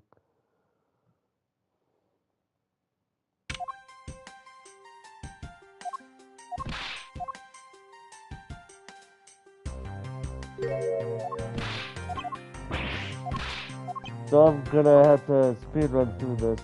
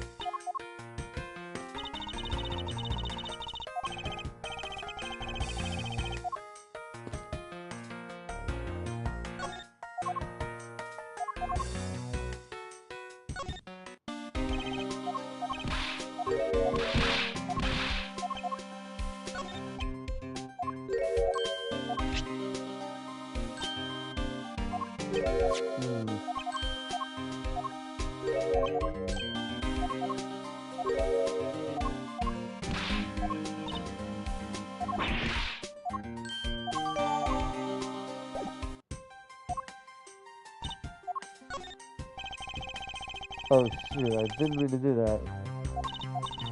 Well, even though we found a few treasures, they've all been pretty much burned to a crisp. A treasure is a terrible thing to waste.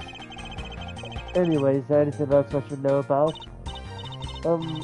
Oh, that's right. You know what I found in that office? A wooden bear carving. It's so cute. Can I have it? Huh? Can I? No, of course you can. By the sound of things, it appears that there has been no progress in the investigation.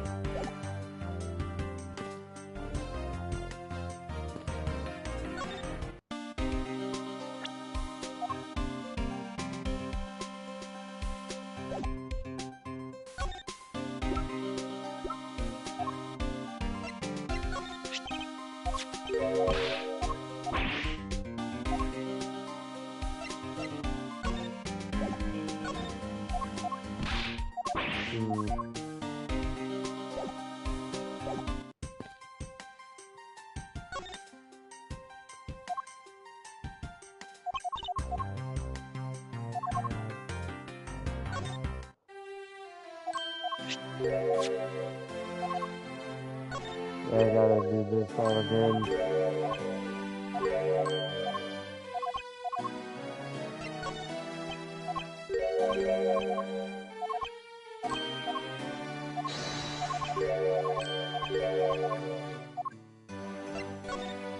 Oh, whoops.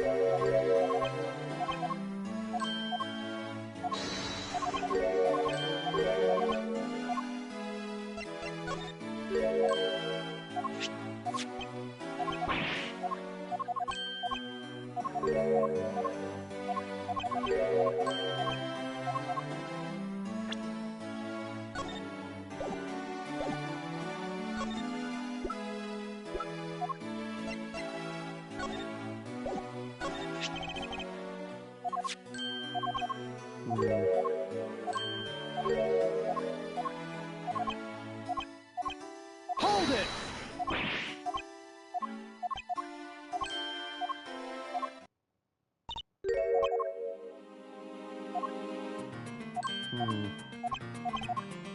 Yeah, I'm speedrunning through this because I forgot about what we had going on there.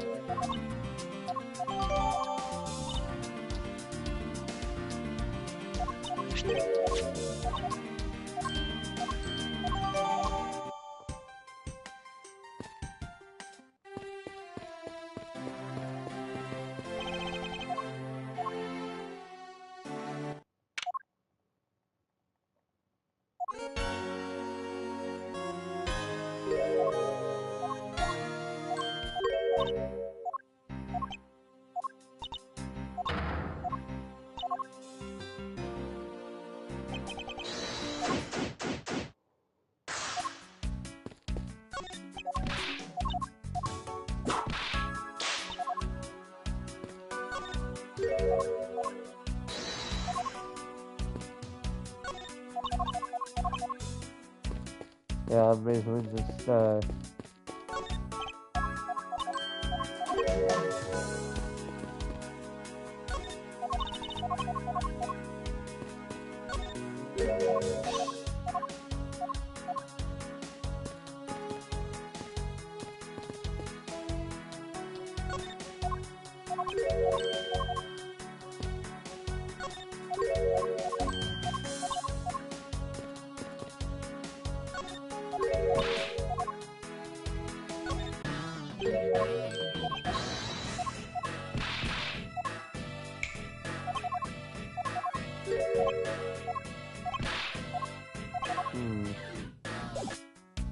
what was the written?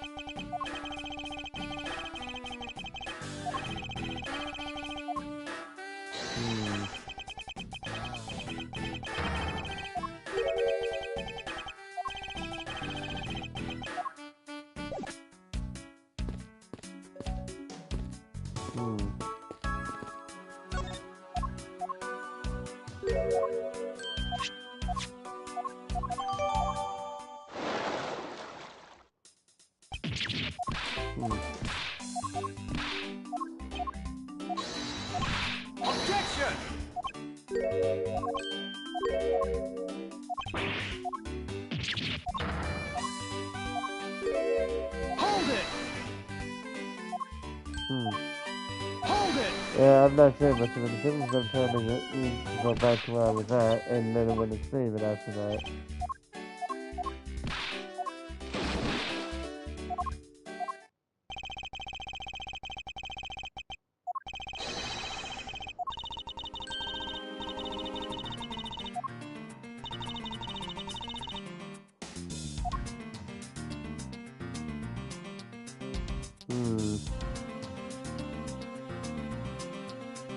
Yeah, this is where I gotta imagine what the heck. See,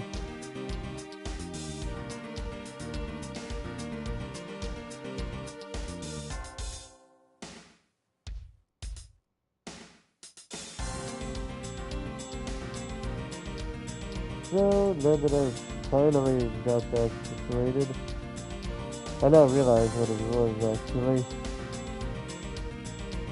Because it made a lot of sense when I think about it.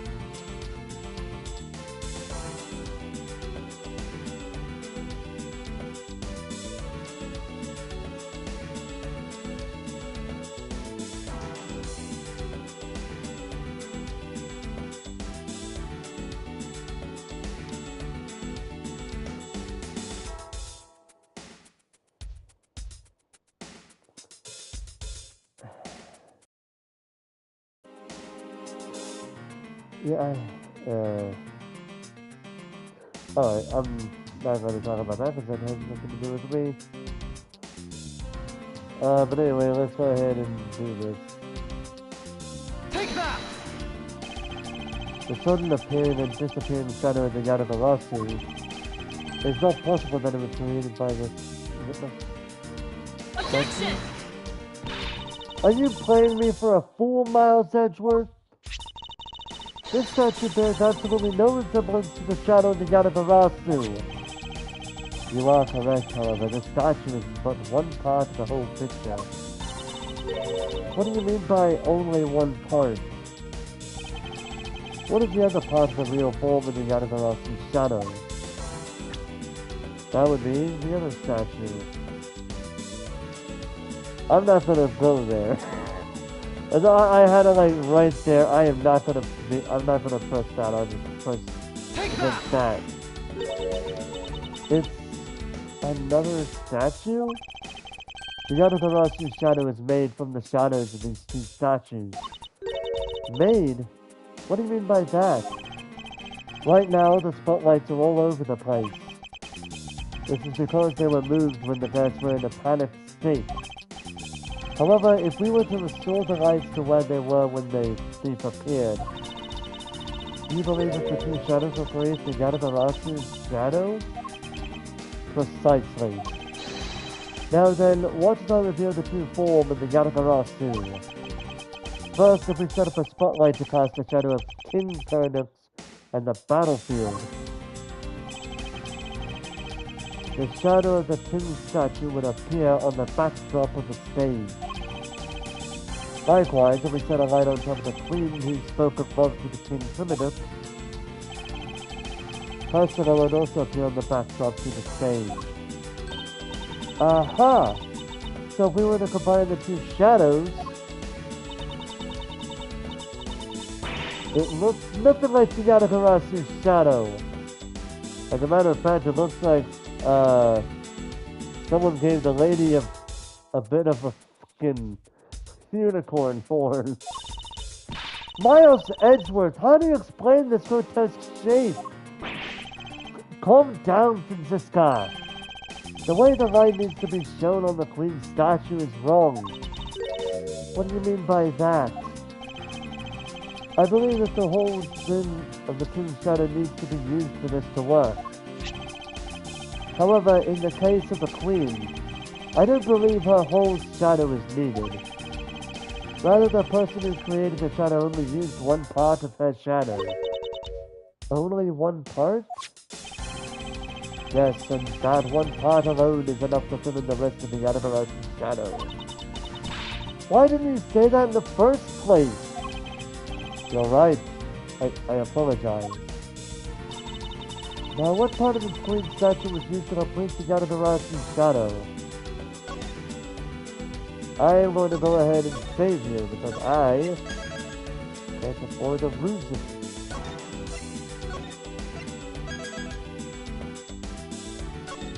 Let's see here.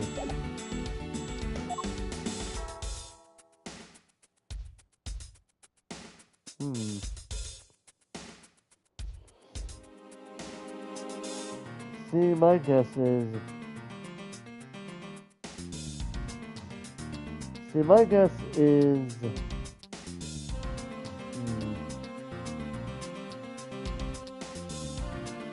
Looking at everything here...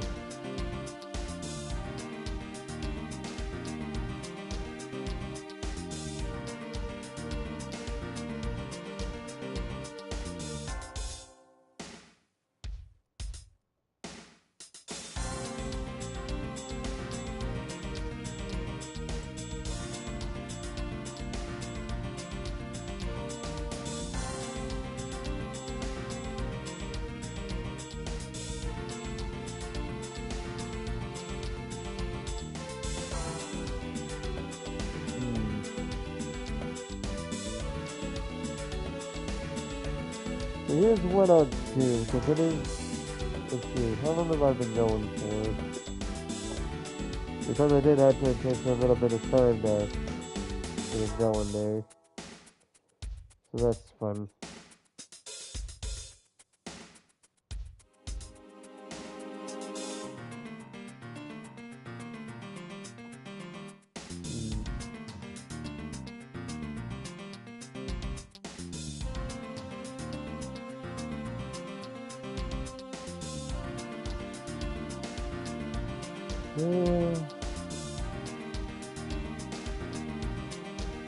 Yeah, so I bought everything that I'm looking at, and there would have to be the hand. Take that! Think back to what is missing in our shadow. 5 long, thin areas, correct? Now what does that remind you of? Ah! That's right. It can only be the shadow of the Queen's left hand.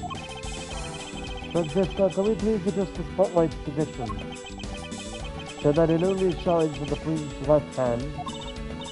Alright, let's give it a try and see what we get. It's... Yeah, this is exactly like the shadow I saw. The culprit must have changed the spotlight's positioning beforehand, and then pulled the plug after people saw what the culprit wanted them to see. In that panic, the vest must have moved the spotlights around, which we can assume was also a part of the culprit's plan.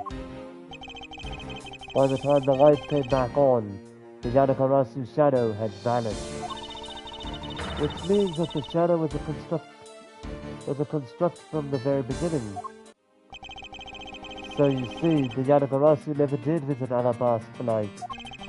The only country that they visited was Babal, although it can be assumed that the Yanagarasu had an accomplice in Alabas. An accomplice? But who? I haven't figured that out yet, but I assume it was the person who set up the shadow show.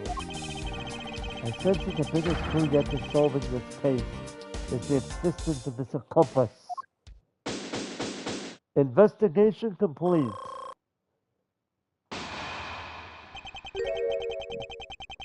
How's the investigation going?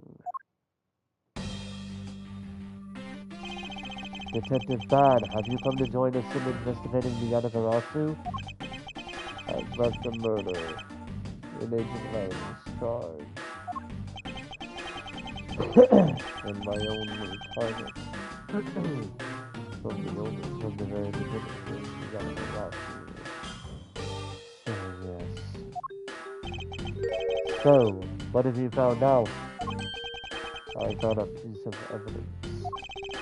May I see it? Sure, but you might regret it. We're here because we are ready to face whatever may come. So if you please.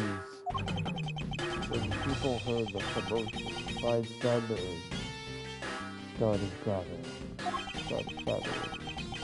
And one woman claims, I'm telling you, I'm a genuine international journalist.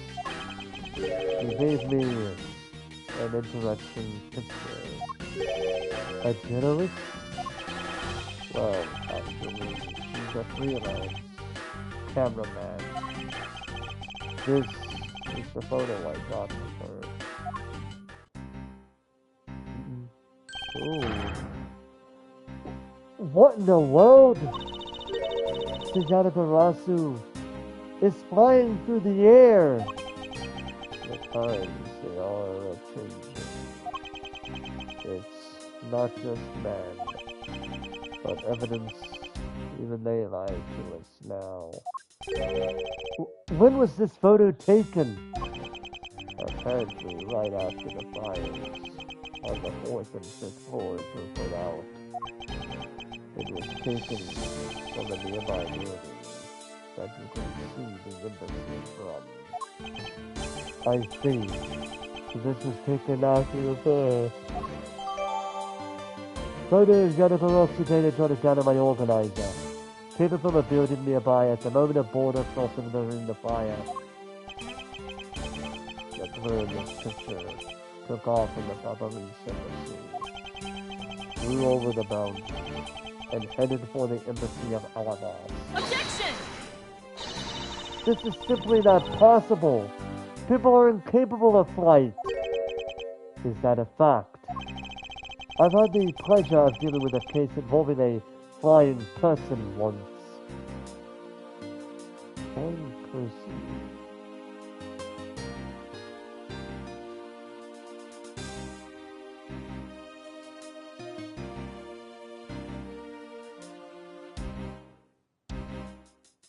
I don't get the reference, but it's probably got something to do with the case.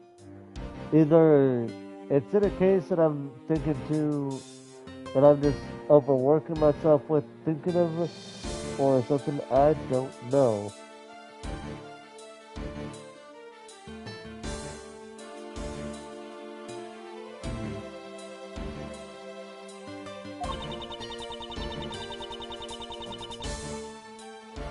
So is Franziska, actually. But I know Franziska did, case 3 of Justice for All. Actually, come to think of it, I've come across a case like that as well.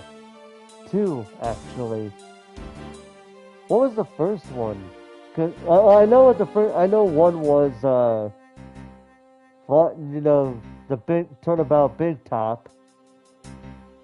The second one has to be something else that I'm not sure of. Maybe it happens more often than we think. Have I answered the task of solving the mystery behind this photograph? The Yanabar also took off from Babali's embassy, so I should start from there. Franziska, I need to return to the Babal investigation for a bit. Alright. I'll continue investigating on this side of the building. Alright, I'm counting on you. Welcome back, Mr. Edgeworth. Now come on, let's get back to our investigation. Yes, let's.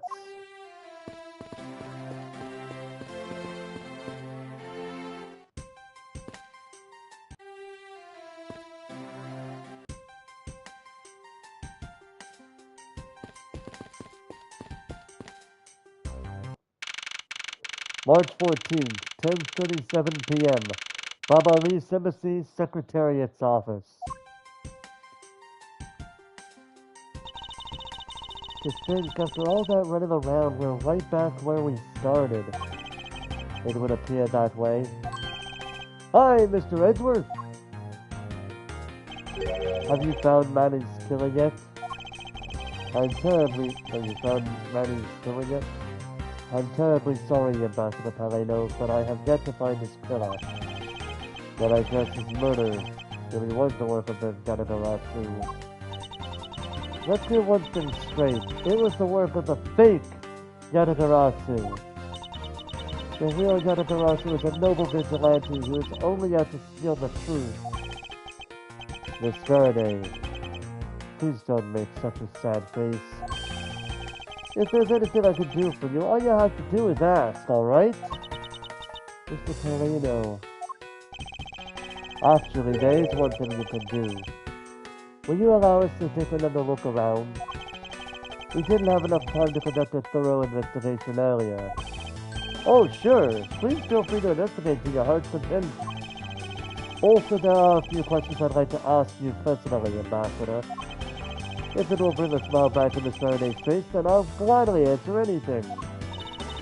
Thank you, Mr. Paleno. You're a total gentleman. Ha ha ha! You don't have to waste such nice words on me, little miss. Hey, Sir Paleno! These two sure got chummy awfully quickly. You know, it's easy to say that we're going to investigate, but where should we begin? We should probably start by comparing the state of this room before and after the fire. And then we should look into the matter of the suspicious person you spotted. Yeah, when I came into this room, that person was already gone. But I'm willing to bet that the person I was chasing is Mr. Cochin's killer. We don't know that yet. However, it's hard to believe that person is unrelated. Furthermore, because the pea the Yatagarasu stole 7 years ago was found here, it signals that person Miss Yu is also somehow involved. But perhaps Miss Yu's are not. I knew it! That woman is almost definitely Mr. Cochin's killer. Yet again, we don't know that. There are too many mysteries to be solved here. Speaking of the Yatagarasu and mysteries, I've received the most mysterious photo from Detective Bad. Uncle Bad? He's taking part in the investigation too? Yes. He has been chasing after the Yatagarasu for all these years. Uncle Bad.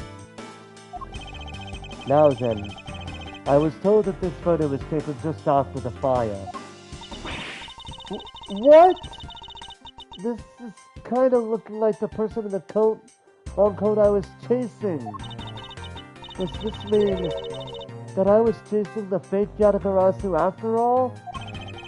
I don't know the answer to your question, but I don't think people can fly either.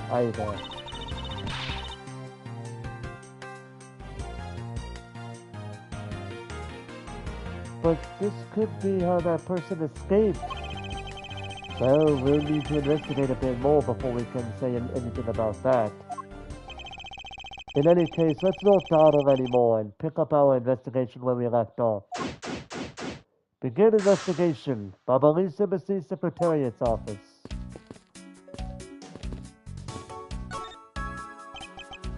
A grandfather clock. This one resembles the one in Alabas. Oh, that clock has been with us. Oh, that clock has been with us since back when we were still in Cordopia. That is one big clock. Hey, does this one have a bird that pops out like a cuckoo clock? Haha, I'm sorry, but no. Oh, but I'm sure you'll love its chime. Really? It's going to be 11 soon, so maybe I'll get to hear it then. Is it that time already? Time sure flies by when I'm involved in an investigation. Oh, it's not that late. The night's only just begun. Hey, it's not good for you to stay up late, you know? Yes, Gramps. Yes, Gramps, I know.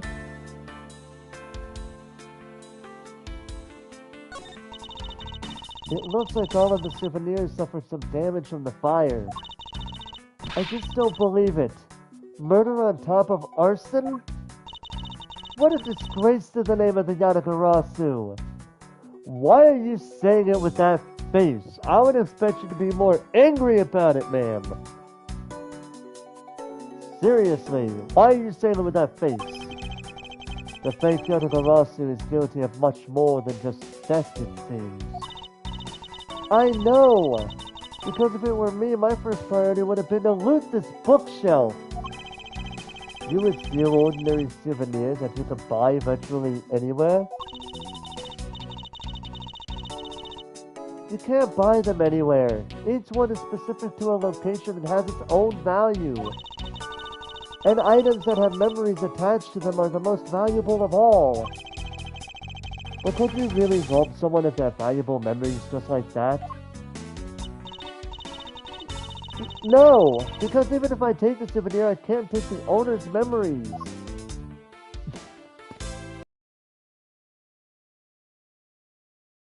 I'm surprised I can't investigate that area. We still don't know where the blade of the Ablaze's life went. Could it be that the killer walked away?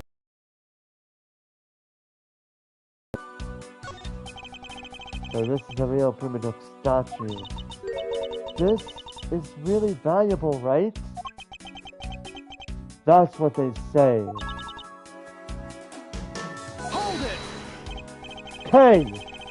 You're not seriously considering the theft of this statue, are you? No way, Mr. Edgeworth. I wasn't thinking about anything like that. I was just calculating on my head how much the statue is worth. That sounds mighty suspicious to me.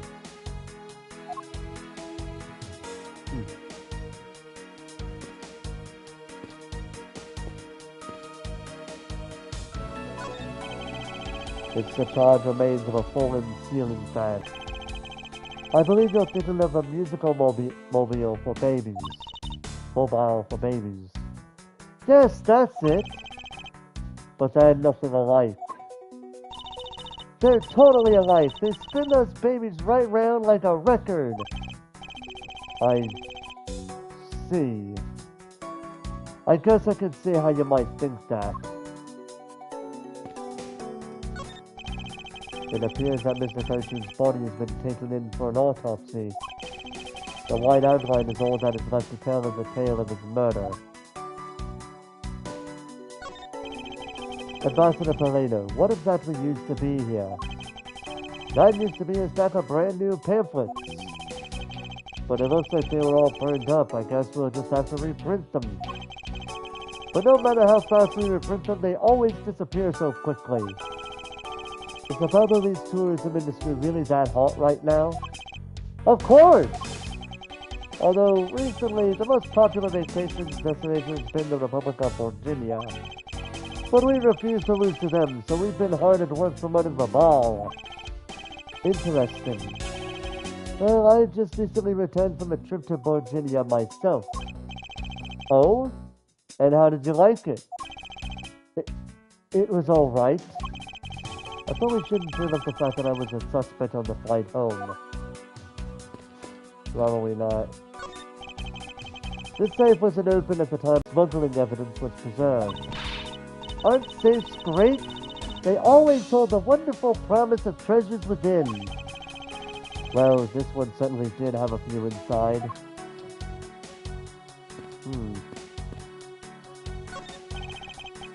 A fireplace, huh? Some of Al's offices have them too. Two? There's a fireplace in relatively the same location in the Alabastrian office.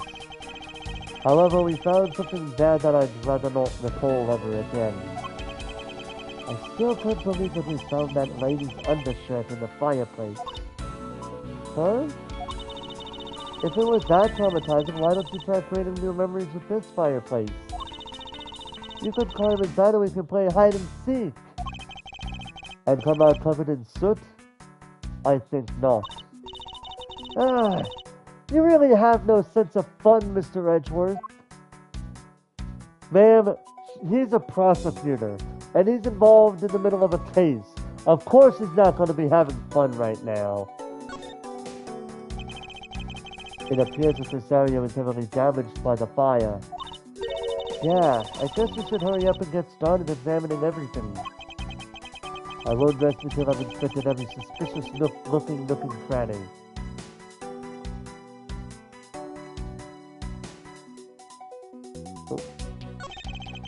That looks like a very comfortable chair. Well, it doesn't look at all that broken, so why don't you... It's important that we preserve the crime scene at all times. Wait, but you're always touching all sorts of things at crime scenes. That's because I'm a prosecutor and it's a part of my job to examine things. And my job is to be a great thief! Which is exactly why you are not allowed to touch anything.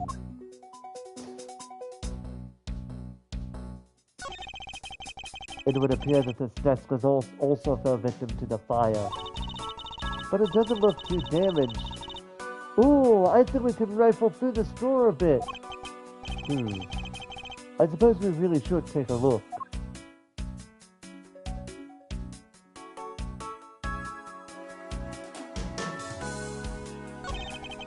There's only one book left standing here.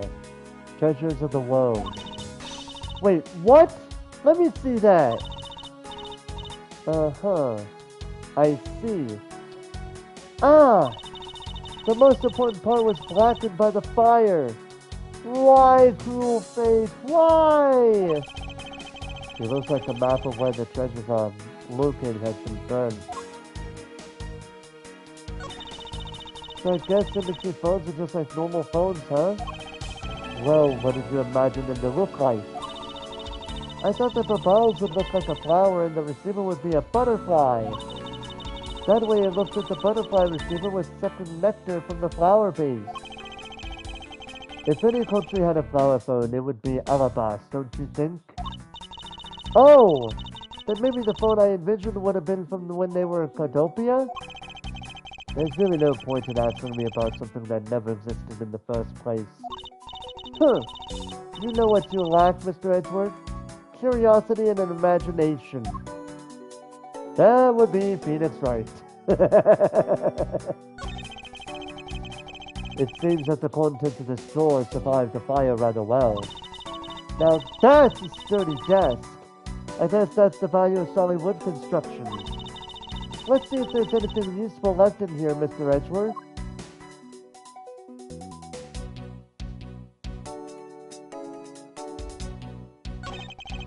This is a rather unusual shape for a notepad. I suppose this must be another souvenir from somewhere. Wait a minute. We're gonna get to that here in a moment, but let's see what else we got here. There's a bottle of Ablaze ink on Mr. Cochin's desk. And it looks like there's still a lot of ink left inside. The seal is unbroken, so the fire probably couldn't get into the bottle to burn up the ink. Hey, Mr. Paulino, it looks like your precious Ablaze ink is alright after all. What? That's odd. Ambassador, what do you mean by that? Well, it's just that there's something strange about the ink. Would you mind elaborating on that statement for me, please? Before we go back to him, I want to study everything else that's here.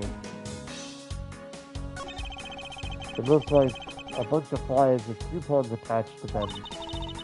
Papa sure gives away a lot of different coupons. Maybe I should create one of my own. I could call it the Great Thief Coupon. And what kind of discount would that net you? The 5-finger kind, what else? And I'd steal an extra thing or two for the bearer. Things such as the truth. What else would I steal? What I wouldn't give to have a mountain of your coupons right about now. Manny Cochin. His name is written here on this nameplate. Why would you put a nameplate with your name on it in your own office? I suppose it's to inform people in case they walked into the wrong room by mistake.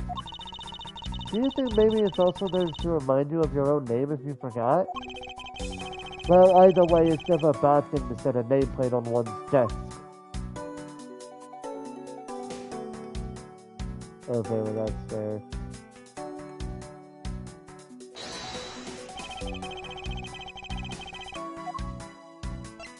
There you have it. Eureka! The shape of this notepad matches the shape of this note we found. Hey, you're right! What is it? It looks like something straight out of Monument Valley. Oh yes, that notepad is a souvenir from somewhere in your country. I just wanted to see what time it was. You've been collecting them for the purpose of studying them, you see? Yes, I do. You do seem to be quite passionate about it. Oh, would you like to see my souvenir collection? I'd love to show it to you. Are you sure they haven't been burnt to a crisp by the fires? Ambassador Toledo, I wonder if you might recognize the handwriting on this note. This looks like Manny's handwriting. I see. In that case... Ooh, did you figure something out? This note was found in Alabas. Specifically, it was found being firmly grasped by the murdered Damask II. Damask II? Then this note... Yes, it was a request of Mr. Cochin for Damask II to steal the Primiduc statue. What? Manny tried to steal Alabas' Primiduc statue? We would know for sure if we could run a handwriting analysis. Ambassador, do you have any documents that were handwritten by Mr. Cochin? Yes, I can gather a few and give them to you. I'll have to ask Detective Gumshoe later to run the analysis. I can't believe that Manny would even think of doing something like this. Do you have any idea as to why he would have requested the theft of the statue?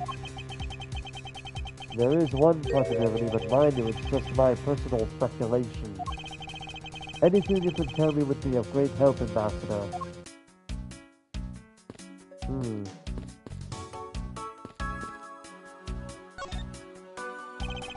You can see the Alabastian embassy through this window. So where were you when you were investigating over there, Mr. Edgeworth? Ah, you can see it from here. I was there on the 5th floor. That's where Damask II is... That's where Damask II is killed. What?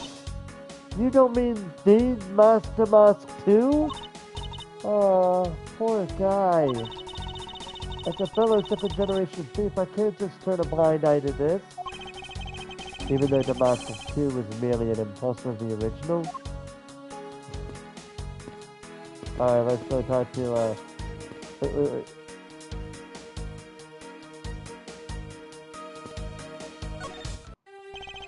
Now then, Ambassador, I'd like to ask you about your movements before the fire broke out. Before the fire? Which fire are you talking about? Which one? There was more than one tonight? Huh? Oh, I see. I bet you didn't hear about it. We had 2 fires here at the Babalese embassy tonight. What a bother all of that was. Wait, but the only fire we know about is the one after the German Ninjas show. Ah, well, the first occurred at the start of the German Ninjas show. Luckily, only the 4th and 5th floors of our embassy caught on fire. I wanted to... Oh, jeez.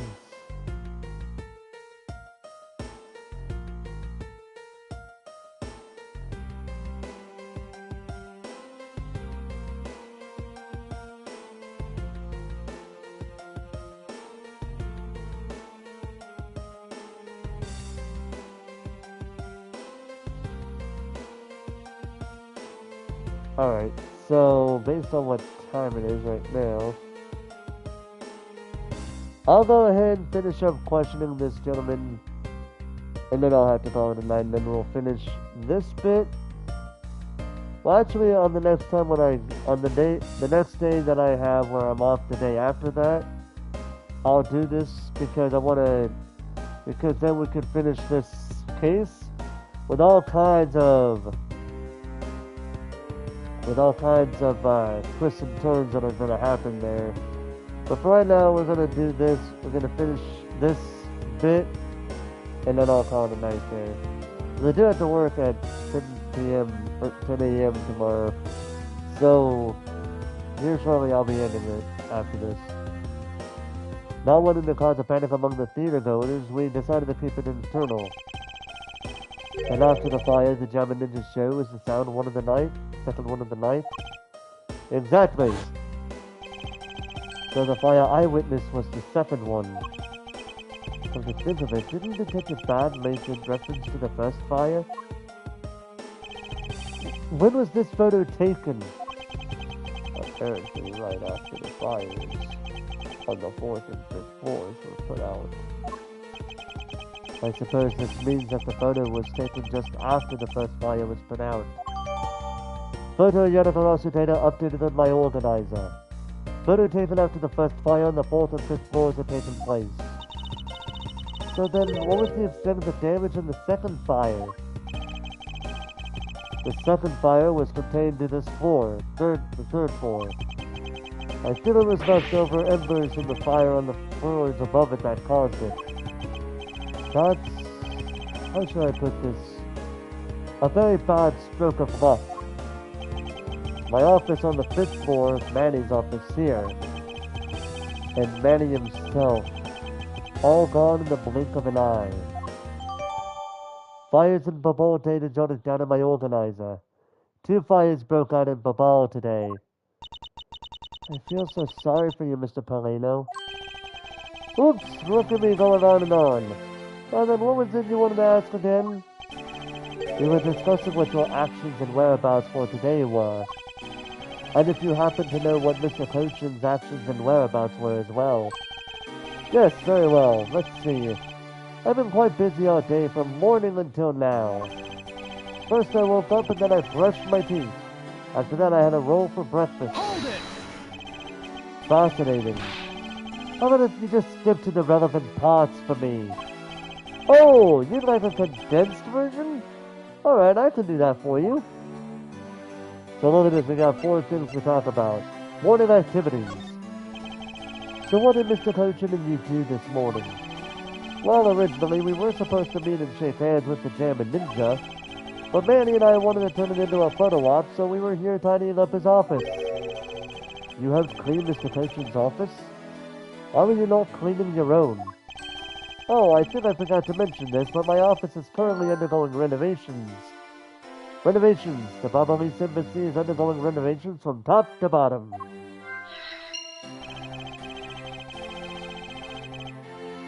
Which is why both the Primitive statue and the Babalis knife are set down here.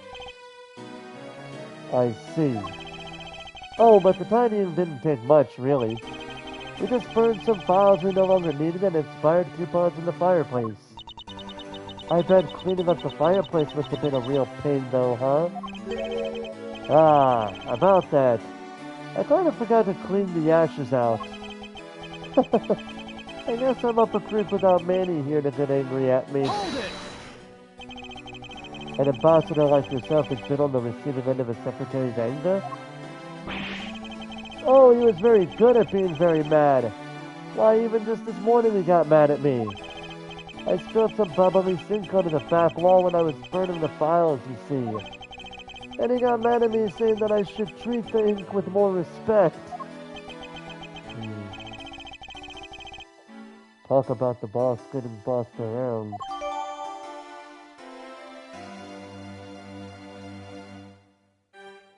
Ambassador Paleno's testimony jotted down in my organizer. Spiked bubbly sink onto the back wall while burning files and fireplace. Left ashes there. That's about it for what we did this morning. Just some cleaning. Don't tell me you had no other work to do. Being an ambassador and all. Afternoon activities. Actually, let's see afternoon. Now then, if you could tell me what you and Mr. Cochin did this afternoon. Well, Manny and I went down together to the Theatrum Neutralis. We had to be there for the start of the Steel Samurai stage show. After the show started, I went back to my office on the 5th floor alone. So they went together into the start of the Steel Samurai show. A little while later, after I had straightened myself up a bit, I returned to the theater. Because I was to take part in the photo op on stage at the end of the show. There was a commemorative photo at the end. It was a fantastic photo of the 3 of us, Ambassador Alba, the Steel Samurai, and myself. After the photo shoot, I went back to my office on the 5th floor to prepare for my handshake photo op with the Jammin' Ninja. He seems to be rather overworked for an ambassador. When I got to my office, that was when the first fire broke out and I escaped him down the stairs. My office was completely destroyed, but thankfully no one was hurt. I admit I ran away from the first fire as fast as my legs could carry me. But during the second one I pitched in and helped the embassy staff put it out. So you didn't see Mr. Kochin again after the start of the Steel Samurai show? Yes, that's right. The next time I saw him, he was lying there in an eternal sleep. I see. Ambassador Polino, I thank you very much for your help. I'm sorry I couldn't be of more assistance, Mr. Edgeworth. If there's anything else, please don't hesitate to ask, alright? Oh, there's one, Mr. Kochin's ink. I wonder if you might tell me what you noticed about Mr. Kochin's bottle of ink. I just thought of it right now, but during the second fire, Manny was worried about his office, so he came rushing back to it. I called out to him, and when I received no reply, I used my spare key to open the door. But when I did, I was greeted by roaring green flames. The flames were so big that I wasn't able to see into the room at all. Hold it! The fire was green? What was the cause? Well, with this, the oil burns green when it's lit, so as you can see by this lantern. And Bavari's ink is made from the same oil, which means it would also burn green. You know, I too had thought it was Manny's ink that had caught on fire. So that's why I was surprised to find out there was still a bottle of ink left on his desk. The case of the perplexing green flames. Talk about a mystery. What exactly was it that caught fire in here? Job from Damask 2. I believe that you said you might have an idea as to why Mr. Kochin hired Damask 2. Actually, I fear it may be my fault. As I was telling you earlier, we were to determine which statue was the real one as a part of today's event. But because of the Amaterasu and the fire here, that got cancelled, didn't it? I'm actually relieved the rest of the event has been cancelled. For you see, Babal's statue, well, it's just a replica. And did Mr. Kochin know that about Babal's formative statue? Of course he knew. That's why he was the only person I could consult with. We'd have to do something once our statue was revealed as a replica. As to be expected, I was very nervous today, as this would impact our country's authority. Yes, I understand. Well, when I told Manny my concerns, he said, let me handle it. It'll be alright. I'll find a way to make sure you're the ambassador of the reunited Photopia. At the time, I thought he was just trying to cheer me up. But when I saw that note, I realized he was serious. Hold it! Mr. Kochin conducted a lot of business behind your back. I assume he did all that to ensure that you are the next Philopian ambassador. But why was he trying so hard, I wonder? He was so much better at getting things done than I ever was or will be. I don't have an answer yet as to why he was trying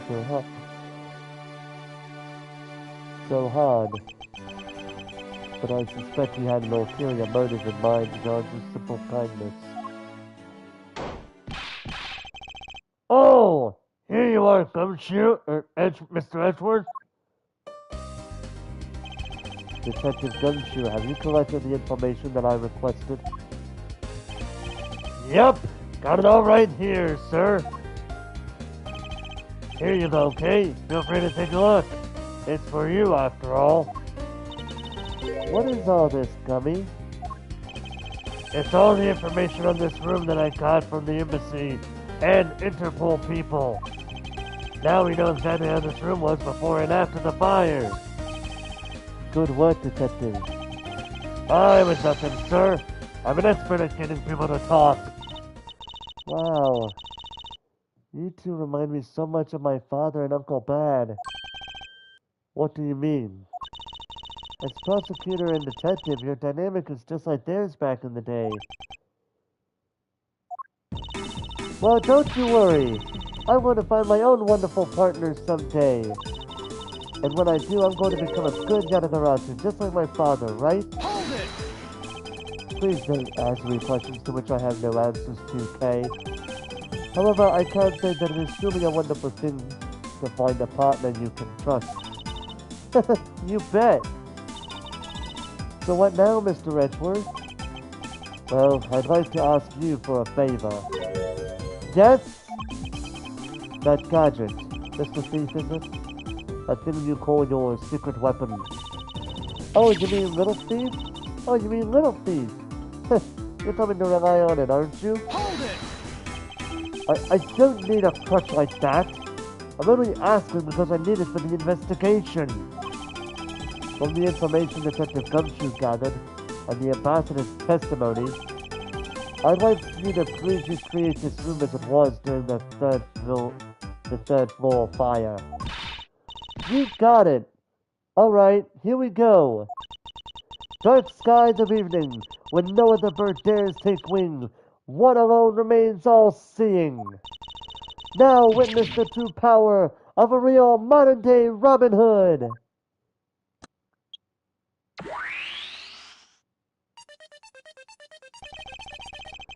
It seems there are other things besides what the ambassador mentions that have changed.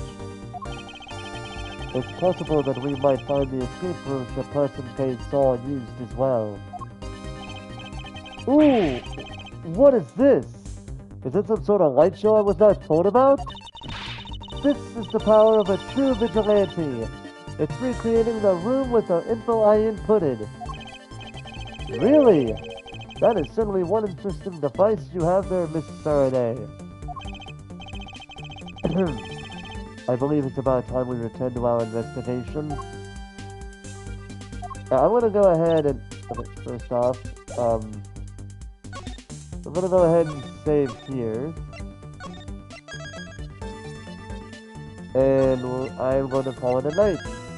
So, yeah. So that being said, thank you guys so much for watching.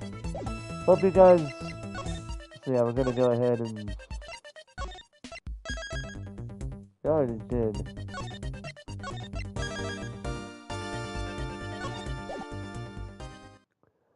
Alright, so I'm gonna go ahead and stop it there. Yeah, so next time on Ace Attorney Investigations Collection, it will be the final episode, because technically by now I should, because I usually like to do the final part of the case, one after the other. But instead, we're gonna have to do that with this as well. So like I said, the next time I play Ace Attorney Investigations, it will be on a day where, on the day after the day I stream it, is the day that I have off from work. So not too far from here. So not too long, so not too terribly long. It'll be a few days, but for right now, that's what it does for me. Hope you guys enjoyed, and until next time, ladies and gentlemen, this is Forrest Walpole, signing off.